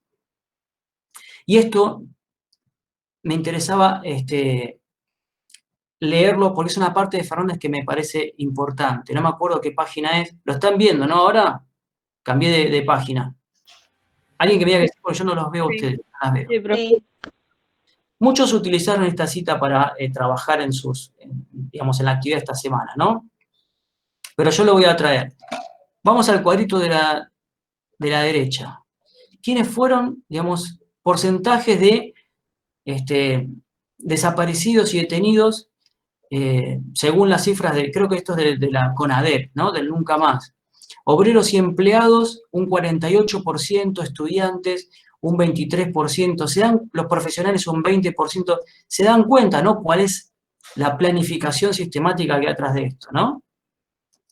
Y por otro lado, lo que dice el texto, que dice la represión del proceso contra el movimiento obrero no fue un conjunto de acciones aisladas, sino un sistemático intento de disciplinarlo, dividirlo, reducirlo, domesticarlo. De esto hablamos con sentar las bases de una nueva composición del movimiento obrero, ¿sí? Y esta huella va a ser permanente, ¿sí? Por ello esta represión tuvo ciertas metas racionales. Metas racionales habla de planificación nuevamente, ¿sí? Metas racionales. ¿Cuántos sabían los militares? Casi digo los milicos, perdón. Sabían los militares y sabían digamos, algunos empresarios qué era necesario hacer para cumplir con los objetivos económicos y políticos, ¿sí? Extirpar las posiciones clasistas, como dice ahí, eliminando físicamente a los dirigentes más combativos. ¿Se acuerdan las posiciones clasistas, no? ¿Se acuerdan quiénes eran? Principios de la década del 70. Es importante que vean ese proceso. Reducir las bases del movimiento sindical a través de la eliminación de muchas comisiones internas. Fíjense que dice la palabra eliminación permanentemente. No es disminuir el poder, digamos, es eliminación. Dividir a través del amedrentamiento a las dirigencias moderadas entre complacientes y más complacientes. Dividir al movimiento obrero, otra cuestión importante. No que sea una masa organizada, homogénea, como habíamos visto desde la década del 60, ¿sí? Sino dividirlo, fragmentarlo. Subalternizar el conjunto de la dirigencia autorizada a través de la humillación y la marginación política. Y esto habla también de qué va a pasar con los representantes sindicales. Subalternizar al conjunto de la dirigencia autorizada, ¿sí? Bueno, ahí abajo en el texto dice que básicamente que el proceso genera una huella, ¿sí? ¿Qué significa esto de subalternizar al conjunto de la dirigencia autorizada a través de la humillación? Ya volví.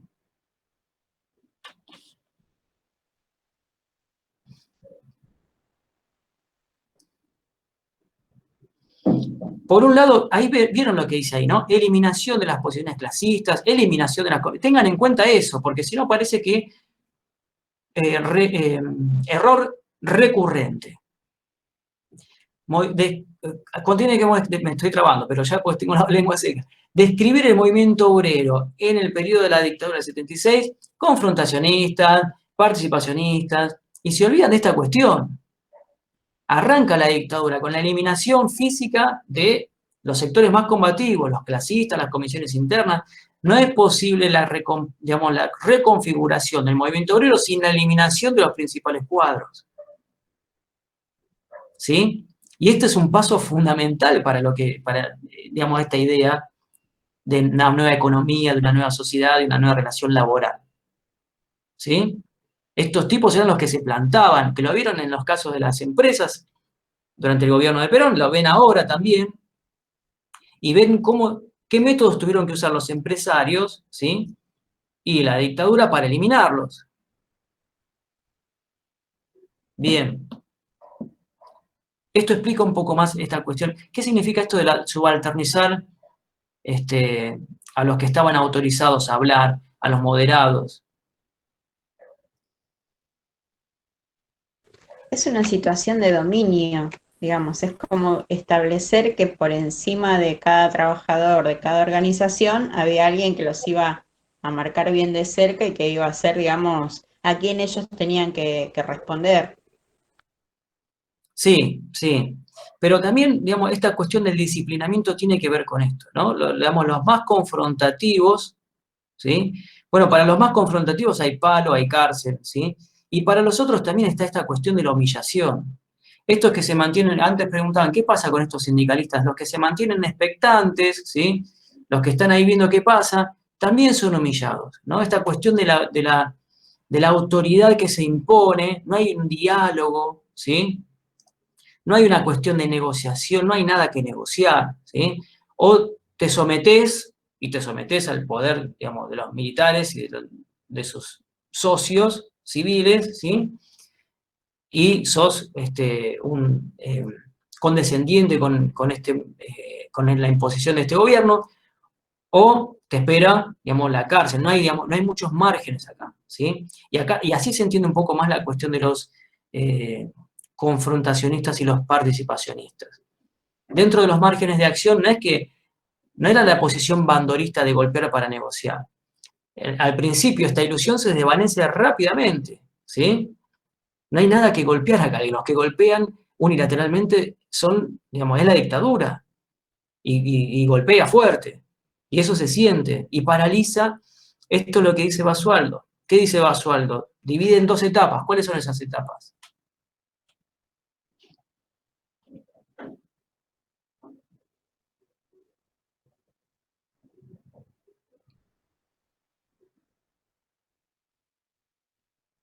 Hay un momento que divide a las dos etapas. Es muy interesante el texto de Basualdo. Los dos textos. No, que son Sí. divididos por la huelga general de 79. Muy bien, Mayra, muy bien. Esperaba que alguien me tirara ese dato. Huelga general 79. ¿Y por qué divide aguas la huelga de general 79? No para Mayra, que ya tiró un dato, si quiere avanza, pero si no, el resto. Es digamos, el eje de análisis de Basualdo. Habla de dos autores, ¿no? De Lich y Pozzi, y hay una, digamos, ¿qué están diciendo? Hay lectura sobre qué hace el movimiento obrero en este periodo.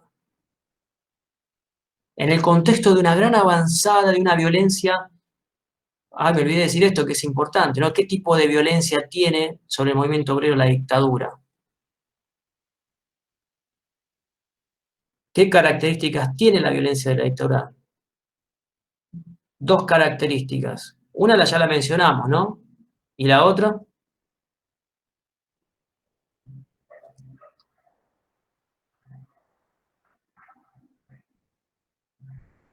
Porque ahí se entiende un poco mejor también la huelga del 79. No me leen y ya estamos cerca del trabajo final. No, no quiero sonar a moralista superyoico y hincha a esta altura. Bueno, voy a tirar un... Hola. ¿Qué tal? Sí. ¿Tiene que ver con lo de la huelga a Desgano? De que dicen los autores. A Desgano, hablando de los autores, huelgas a Bueno, Desgano. eso tiene que ver con digamos, la cuestión de cómo reacciona el movimiento obrero frente a uno de los tipos de violencia que lleva adelante la dictadura, que es la violencia, bueno, no, frente a los dos. Hay una violencia legal y hay una violencia extralegal. Esto es lo que ustedes tenían. Era esto. Pero es importante que distingan esto, ¿sí? ¿Por qué creen que están las dos en paralelo? ¿Por qué creen que van las dos en paralelo?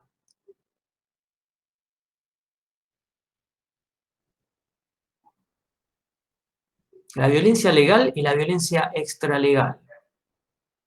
Paralegal. ¿La paralegal cuál es? La extralegal. La que está al margen de la ley. ¿Cuál es? Los La grupos. La de alguien que... La tortura, desaparición, secuestro. La persecución en las empresas, el terrorismo de Estado. ¿Y la legal cuál es? Ese es lo legislativo, el promulgar leyes que reduzcan las leyes laborales. Muy bien. ¿Y qué leyes? Antes Cristian mencionó el tema de la huelga. ¿Qué leyes menciona? La LCT que ¿Cuál es actualmente... la huelga? La ley...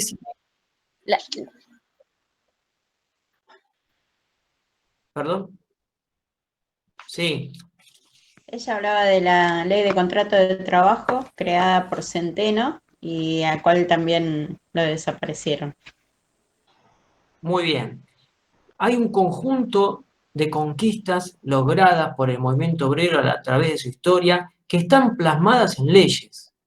Si quieren reconstituir, reconfigurar, no solo al movimiento obrero, sino la relación social entre los trabajadores y el capital, tienen que dejar plasmado un nuevo cuerpo legal. ¿Sí? Intervienen en eso. Por un lado, desarticulan cualquier tipo de marco de defensa de los trabajadores, ¿no? Ya no tienen justicia, son perseguidos y al mismo tiempo las leyes laborales que los defienden son eliminadas y suplantadas por un nuevo marco legal, ¿sí? Y dejan instaurado un marco legal de claro corte, digamos, de beneficios, sobre todo para el sector empresarial, ¿sí? Y con ningún beneficio casi para los trabajadores y sus organizaciones, ¿sí? La cuestión de las huelgas, la prohibición de la actividad gremial, se eliminan los fueros sindicales, se reimplantó la ley de residencia. Fijaron los salarios. ¿Cómo? Perdón. Fijaron los salarios también. Claro, exactamente. También por ley eliminan una parte importante, permiten el pase de disponibilidad de empleados públicos, ¿sí? O sea, pueden echar empleados públicos. Y ustedes saben que atrás de las expulsiones de empleo público viene la expulsión de empleo privado. Generar un ejército de trabajadores de reserva, como decía Marx, ¿no? Es necesaria una cuota de desempleo mucho más grande para generar el debilitamiento del movimiento obrero. Esto se hace en este periodo, muchachos y muchachas. No se podía hacer en democracia. No lo lograron, no lo logró la Revolución Argentina de Onganía, no lo logró Isabelita con el Rodrigazo, no lo habían logrado hasta este momento. Pero con 30.000 detenidos desaparecidos, con la detención en las empresas a manos de la fuerza de seguridad, con la persecución de militantes, de estudiantes, esto sí era posible. Con el miedo instalado en la sociedad sí era posible. Y con la fractura de la solidaridad entre los trabajadores sí era posible, ¿sí? Sí era más viable, ¿sí? En las condiciones de este momento. La ley sindical de 1979 es lo que va a promover, digamos, reemplaza la ley de asociaciones profesionales, esa ley sindical, ¿no? Y acá ustedes ya saben qué significa la ley de asociaciones profesionales para el sindicalismo argentino, ¿no? Que se estructura alrededor de la ley de asociaciones profesionales. Acá viene el tema de la huelga que moviliza a una parte importante del movimiento obrero en este periodo. 1979 es un punto de inflexión. Recuerden, violencia legal y extralegal. Las dos son importantes. Si tienen que mencionar algo de la avanzada, de la dictadura sobre el movimiento obrero, no se olviden la parte de la legalidad, de la avanzada en este marco legal que quiere condicionar, delimitar las nuevas formas de la relación laboral. ¿Sí? Puede ser, Facundo, que eso también tenga que ver con la eliminación de todos los derechos conquistados hasta hoy, hasta ese momento, y dándole un marco legal que justifique todo eso. Y de ahí para mí deviene también el término que él hace alusión a la humillación, en sentido que, bueno, lo dice lo de las obras sociales, que hasta pasan a ser administradas por organismos gubernamentales. Exactamente. Se debilitan todas las, digamos, todo lo que era la fortaleza del movimiento organizado, yo pensaba como que se los desnuda, ¿no? Se los deja sin herramientas, ¿sí? Se los desarticula completamente. Y además sin posibilidad sin posibilidad no. Eso es lo que plantea Basualdo, ¿no? Con muy pocas posibilidades de expresar el disenso, ¿sí? Bien, vino el perrito de siempre, ahí está, no se te escucha. Bueno, pero ¿qué dice Basualdo respecto del movimiento obrero? Vamos a ver, de la visión esta de ¿qué hace el movimiento obrero? frente a la avanzada de la dictadura. ¿Cómo reacciona? Delich, Pozzi, o Poggi, no me acuerdo cómo se llama, Pozzi. Uno dice una cosa y el otro dice no era tan así. Alguien habló de ahí del trabajo a desgano, que era una, creo que había, Clara era... Sí. Puede ser que Dietrich decía que estaban como inmovilizados el movimiento obrero, y Pozzi dice que existían actividades de resistencia y oposición. Bien. ¿Y cómo, digamos, qué posición adopta Basualdo, ¿no? en este dilema que sea académico, intelectual que se plantea frente a la cuestión de la resistencia de los obreros? Y, digamos, ¿cuál es la posición que supuestamente es la que apoya a Basualdo? Delich dice, no había resistencia, ¿no? Frente a la avanzada se paralizó y se movilizó el movimiento obrero, ¿no? Que realmente esto caracteriza lo que dice Basualdo a la etapa del 76 al 79. ¿No? Hay algo de real en esto, dice Basualdo. Claro, hay diferentes etapas, ¿no? Y es como progresiva esa resistencia no violenta, si se quiere decir, que es a lo que se refiere el otro autor, ¿no? Que no era un desgano, no era un no querer participar, un no querer estar activo, era simplemente ante el miedo, evitar hacerlo más expuesto posible. Era como un trabajo de hormiga, si se quiere, Claro. y como había una comunión y había una intención general de hacer esto, no era tan a la ligera o tan de la nada. Había una idea de, bueno, no participemos en la producción del aumento del capital, en la producción, en generar mayor riqueza. Ok, no nos dan los derechos, bueno, tampoco le demos a ellos lo que buscan, ¿no? No busquemos esa humillación, esta cosa como de esclavitud que se estaba ya dando al no tener acceso a ningún derecho o a que se los reduzcan. Entonces, sí. Eso es como la dicotomía entre estos dos autores, ¿no? Entre se estaba haciendo algo o realmente no se estaba haciendo nada. Sí, Delich... Y Basualdo... Perdón, Martina, dale. No, iba a decir que Basualdo decía que como que nunca hubo quizás una inmovilización, porque en los primeros años que quizás había más represión y eso, empezaron los trabajadores más, como decía Clara, a desgano, ese tipo de cosas, y ya con el 79 hubo también acciones internacionales y eso que afectaron al movimiento nacional y había más movimientos, pero quizás que nunca estuvo inmovilizado, me parece que no estaba de acuerdo con eso. Claro, lo que plantea Delich por ahí es que frente a la avanzada de la violencia de la dictadura, el movimiento obrero se paraliza, se inmoviliza, ¿no? Y en realidad lo que dice Pozzi es, bueno, no es, digamos, hay que comprender el contexto, los márgenes de acción y qué se podía hacer dentro de esos márgenes de acción. ¿Sí?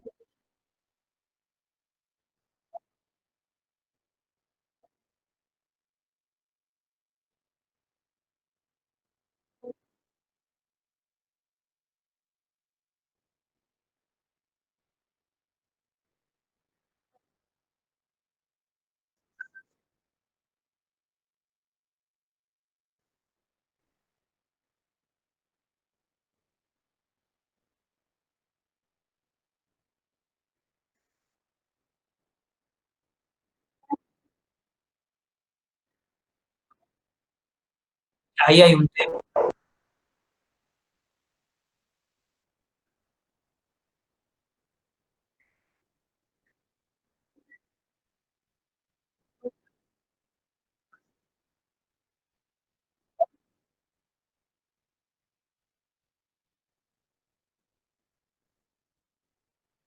Muy bien, muy bien. Acá... Uy, me Ahí escucho lo que decía Pablo Pozzi, que yo lo conocí, tuve el placer de conocerlo, sí. Vino a dar una charla en la CTA. Lo que él decía es que la resistencia obrera terminó siendo un escollo para el proceso de reorganización nacional. O sea, que eran dos posturas totalmente opuestas y bien marcadas. ¿no? Sobre esa situación en particular. Sí, sí, varias cuestiones. Ahí en el chat también hablan de Florencia y Cristian hablan de las acciones subterráneas que marca Pozzi también. Ahora vamos a ir sobre eso, ¿sí? Y tiene que ver con esta cuestión, ¿no? Digamos, frente a la avanzada, frente a digamos, la violencia que se desata, ¿cuáles son las posibilidades que tenés para reaccionar? ¿Sí? Las huelgas, están muy enfocadas en las huelgas, es verdad. Hay huelga y bueno, pero eso no es digamos, el indicador. En un contexto en el que, digamos, no es posible hacer esto, ¿sí? ¿Qué posibilidades tienes? Hay que ver otras formas de resistencia que por ahí en ese momento quedan invisibilizadas, repensarlas de otro lugar, ¿sí? En ese sentido, Pozzi habla de lo que el discurso oculto de James Scott, que también es un sociólogo que dice, que plantea esta cuestión de si vos estás en una situación adversa, lo que decía Agustina, ¿no? Agustina creo, sí. No te tenés que exponer, porque sabés que el precio de exponerte es la eliminación, ¿sí? Entonces, ¿qué haces? Es como en sus trabajos cotidianos, muchachos y muchachas. Ustedes saben cómo funciona esto, ¿no? Ah, no me das el aumento. No estoy dando recetas. No estoy dando recetas. Ahora sí, hace 2 años te reclamo el aumento y a mí no me lo das y no sé qué cosa. Y bueno, y ya está. Y vamos, ¿no? Llevamos la pelota al córner en términos futbolísticos. Todos y todas somos laburantes y tenemos nuestras estrategias ocultas para demostrar nuestra insatisfacción. Tiene que ver con esto. Bueno, pero uno hace eso porque no puede armar una huelga, ¿no? No puede armar una movilización en el medio del ámbito laboral en este contexto. En ese momento, salvando esta distancia con lo que estoy diciendo, ¿no? Pero para comprender el análisis de contexto, desapariciones, eliminación, las fuerzas de seguridad metidas en las empresas. ¿Sí? ¿Se acuerdan de lo que hablamos del peronismo con la cuestión del desafío de los trabajadores hacia la patronal? Esto es la situación totalmente contraria, estamos en el extremo totalmente contrario a eso. ¿Sí? Totalmente del otro lado. Acá la relación de poder totalmente desequilibrada en función de la patronal.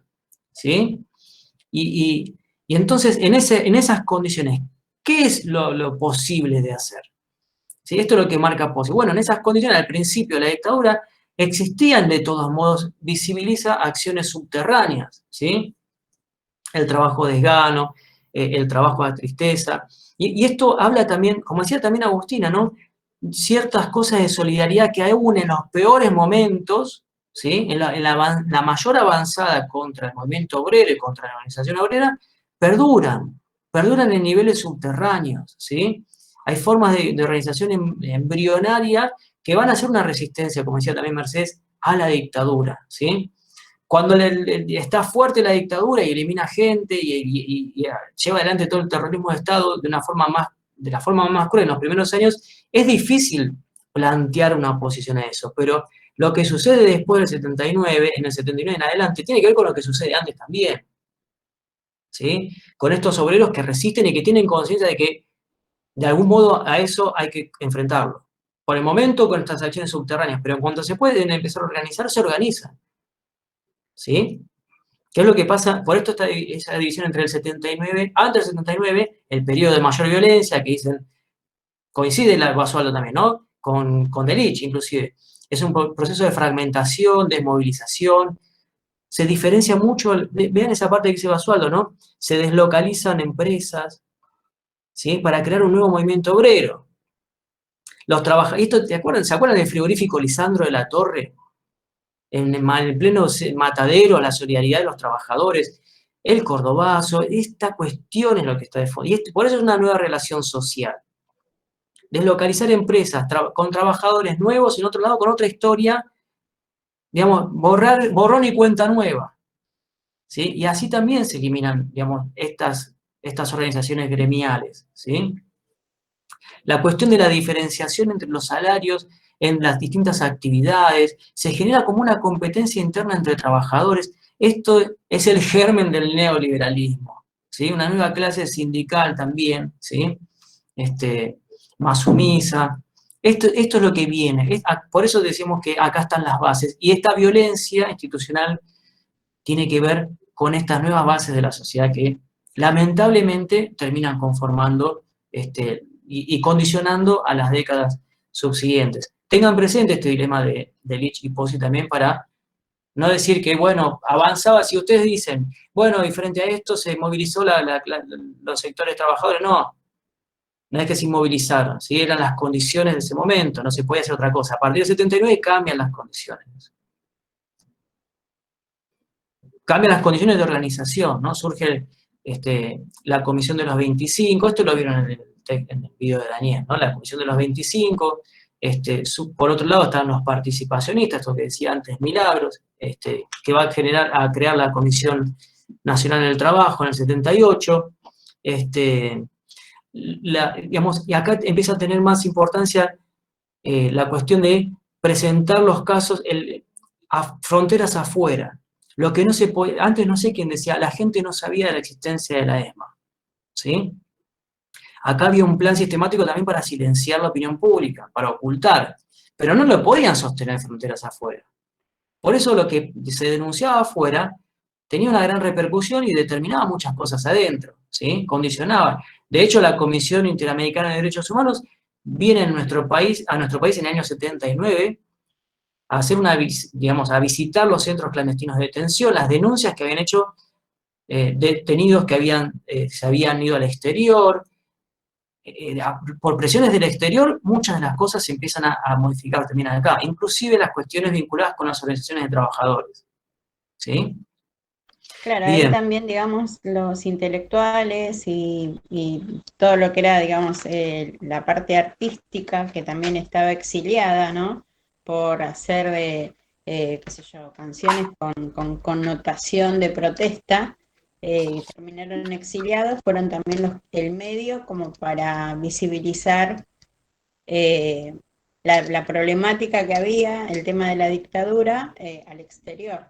Por eso también Amnistía Internacional, en el 79 hacen, digamos, como una revisión de todo lo que estaba pasando y de las denuncias que había, y además se le había terminado el tema del Mundial 78, que les sirvió para ir, digamos, acallando ciertas voces. Sí, sí.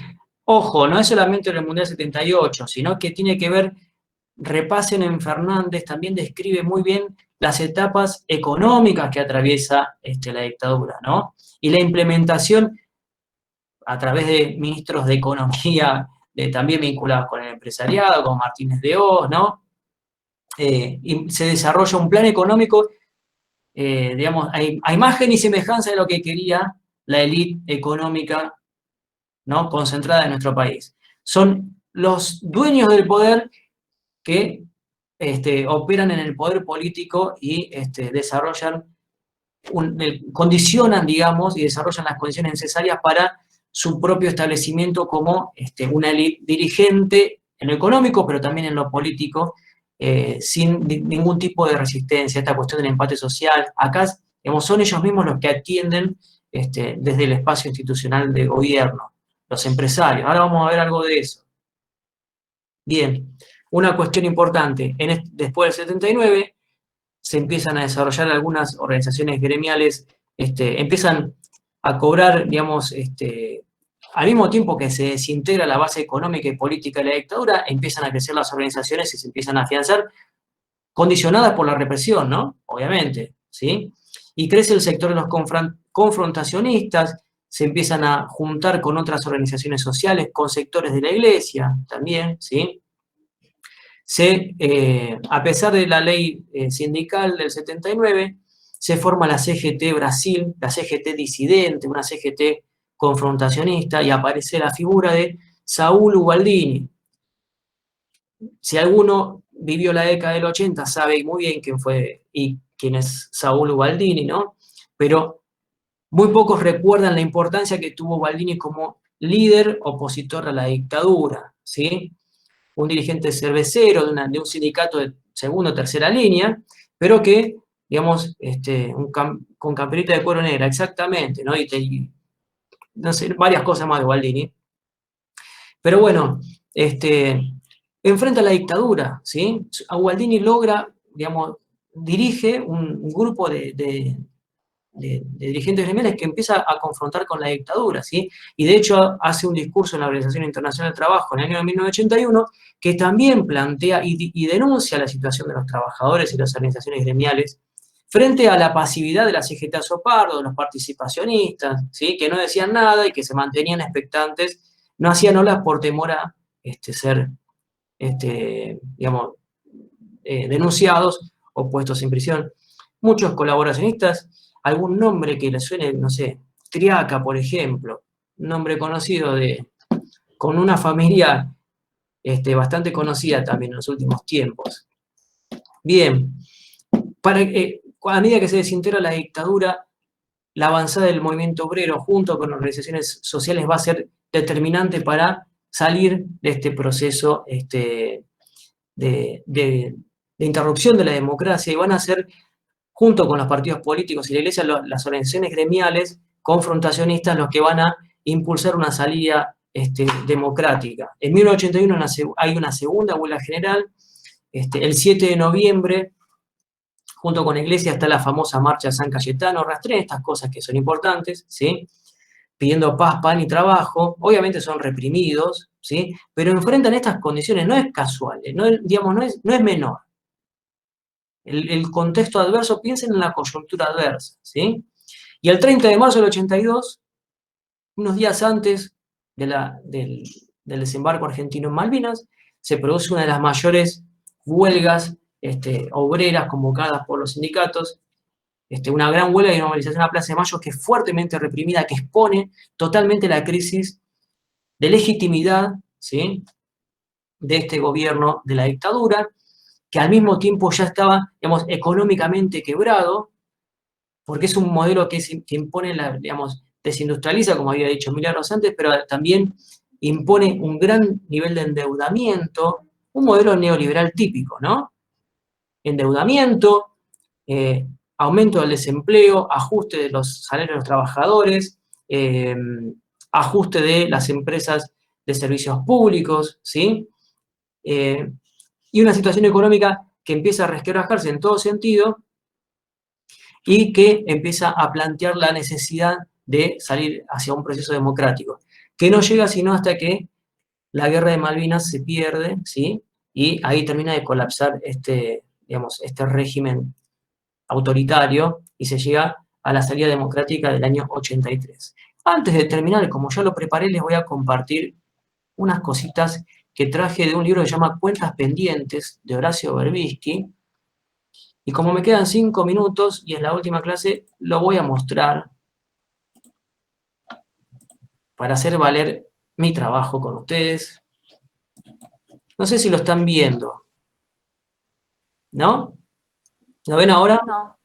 ¿Ahora? No, todavía no. No, ahí estás empezando a Ahora sí. Ahora sí. compartir. Ahí sí. Perfecto, ¿sí?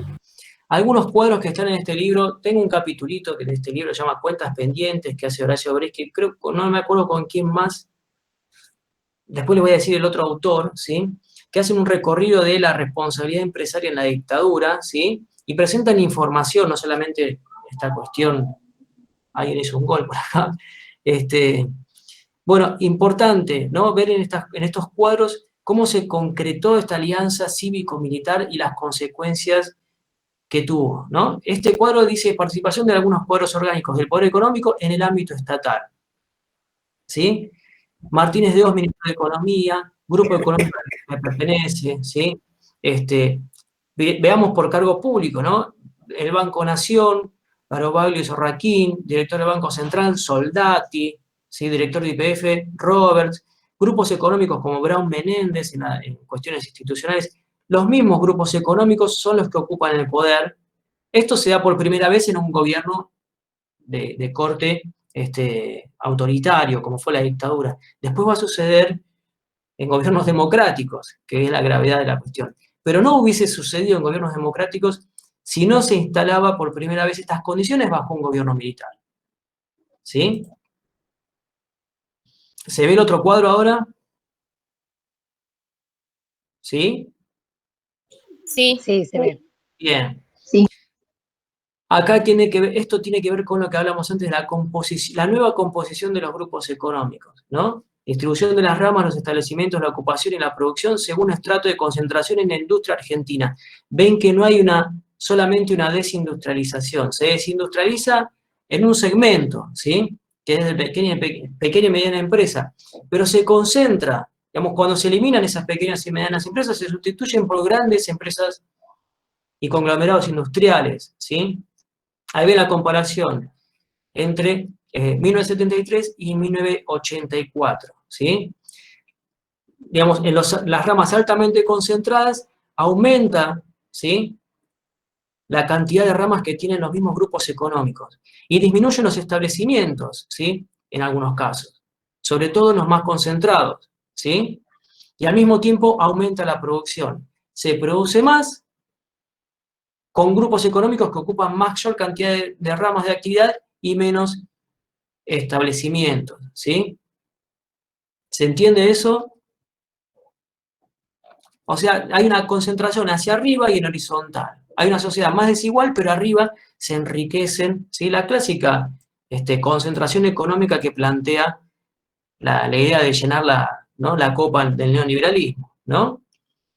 Bien, y acá esta última es cantidad de empresas controladas por o vinculadas a los principales grupos económicos nacionales y conglomerados extranjeros en la industria argentina en este periodo del 73 al 86-87, porque las consecuencias de la dictadura se viven después, ¿no? Y ahí digamos, Bunge-Bor, Pérez Compán, Techín, no sé si les suenan estos nombres, ¿no? Y vean la cantidad de empresas que empiezan a crecer, por ahí está, no sé, por ahí debe andar el Grupo Macri también, Soldati, ¿sí? Crecen los grupos económicos más poderosos en cantidad de empresas, ¿sí?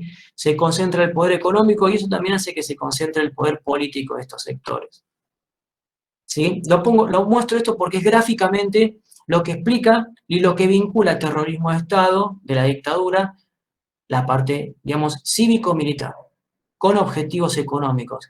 Se crea una nueva relación social, una nueva estructura económica, ¿sí? Un nuevo movimiento obrero. En esto lamentablemente tuvo mucha incidencia la dictadura. Y la sociedad que conocemos después del 83, Alfonsín sufre las consecuencias de la dictadura, Menem consolida democráticamente, ¿sí?, lo que se inició con la dictadura. Son los mismos grupos económicos los que terminan de hacer la tarea iniciada con la dictadura en un régimen democrático, ¿sí? Y después de eso no me voy a extender más porque ya me meto en lío, ¿no? Pero una sociedad que claramente se consolida hacia la concentración arriba, la desigualdad, ¿sí? Y eso posibilita la baja de salarios, que ganemos menos, que tengamos peores condiciones de trabajo, la desarticulación de las resistencias obreras, la ley de flexibilización laboral que se votó durante el menemismo. Eso solo fue posible gracias a la avanzada legal y extralegal que se desarrolló durante la dictadura, sobre todo la cuestión extralegal, ¿sí? Borrar y eliminar una gran parte de la sociedad tuvo como objetivo generar las condiciones necesarias para todo esto, ¿sí? No es tan lineal, pero digamos, son factores sociales y económicos que inciden en la sociedad que tenemos posteriormente al 83. Bueno, mucho, ¿no? ¿Sí? Pero lo de la dictadura más o menos cerró, ¿o no? ¿Se dan cuenta de lo que veníamos hablando del empate social? ¿Se dan cuenta cómo acá, yo les había dicho que con la dictadura se saldaba esta cuestión? Se termina saldando de la peor manera, ¿no? Pero, digamos, para entender, es un punto de inflexión la dictadura. Cuando escuchen discursos políticos que refieran a esto, uno tiene que contemplar esta cuestión. No es solamente discurso de barricada, ¿no? Por ahí salían los trabajos, ¿no? Que algún testimonio hablaba de los zurdoides, ¿no? Los zurdos. Esas son construcciones sociales también, ¿sí? Son, digamos, la estigmatización de las ideas de izquierda, de lo conflictivo. Y mismo con los discursos de la dictadura sucede mucho esto. Elaboren ustedes sus conclusiones, ¿sí? Y repasen la información que consideren necesaria, de donde lo consideren necesario. Bueno, próxima clase, dudas, consultas sobre dictadura. No sé si algo de lo que me consultaron quedó pendiente de resolver? Al principio me preguntaron cosas, yo dije que después iba a trabajar y no sé si lo resolví. Alguna cuestión pendiente. ¿No? Che, el endeudamiento externo también, ¿no? No me olvidaba de eso. Quintuplicó la deuda externa a la dictadura. Claro, Condicionamiento. se nacionalizó. Y después lo nacionalizó Cavallo. La deuda de los grupos empresarios que toman deuda y que la fugaron igual que muchos otros hace un poquito de tiempo, ¿sí? La misma lógica. Bueno, Cavallo después en el 81 la nacionalizó, que la pagamos todos nosotros. Así que de meritocracia nada, ¿eh? Pero bueno, no me hagan hablar. Y la patria contratista también, a través de créditos del Estado, porque van contra el Estado, pero utilizan el Estado para hacer negocios. Bueno, hasta ahí llegamos. Bueno, dudas, consultas, antes de que se me siga yendo gente. ¿No? Lo que quieran preguntar. La próxima clase vamos a hacer así. Yo les voy a mandar una modalidad de consulta para saber qué es lo que quieren, sobre qué quieren dialogar, ¿sí? Les voy a dar un tiempo también hasta el lunes para preparar la clase, ¿sí? No es que vamos a juntarnos y van a tirar preguntas y yo respondo como un frontón, sino que nos vamos a organizar con algunos temas que ustedes necesiten repasar y algunas cuestiones puntuales dentro de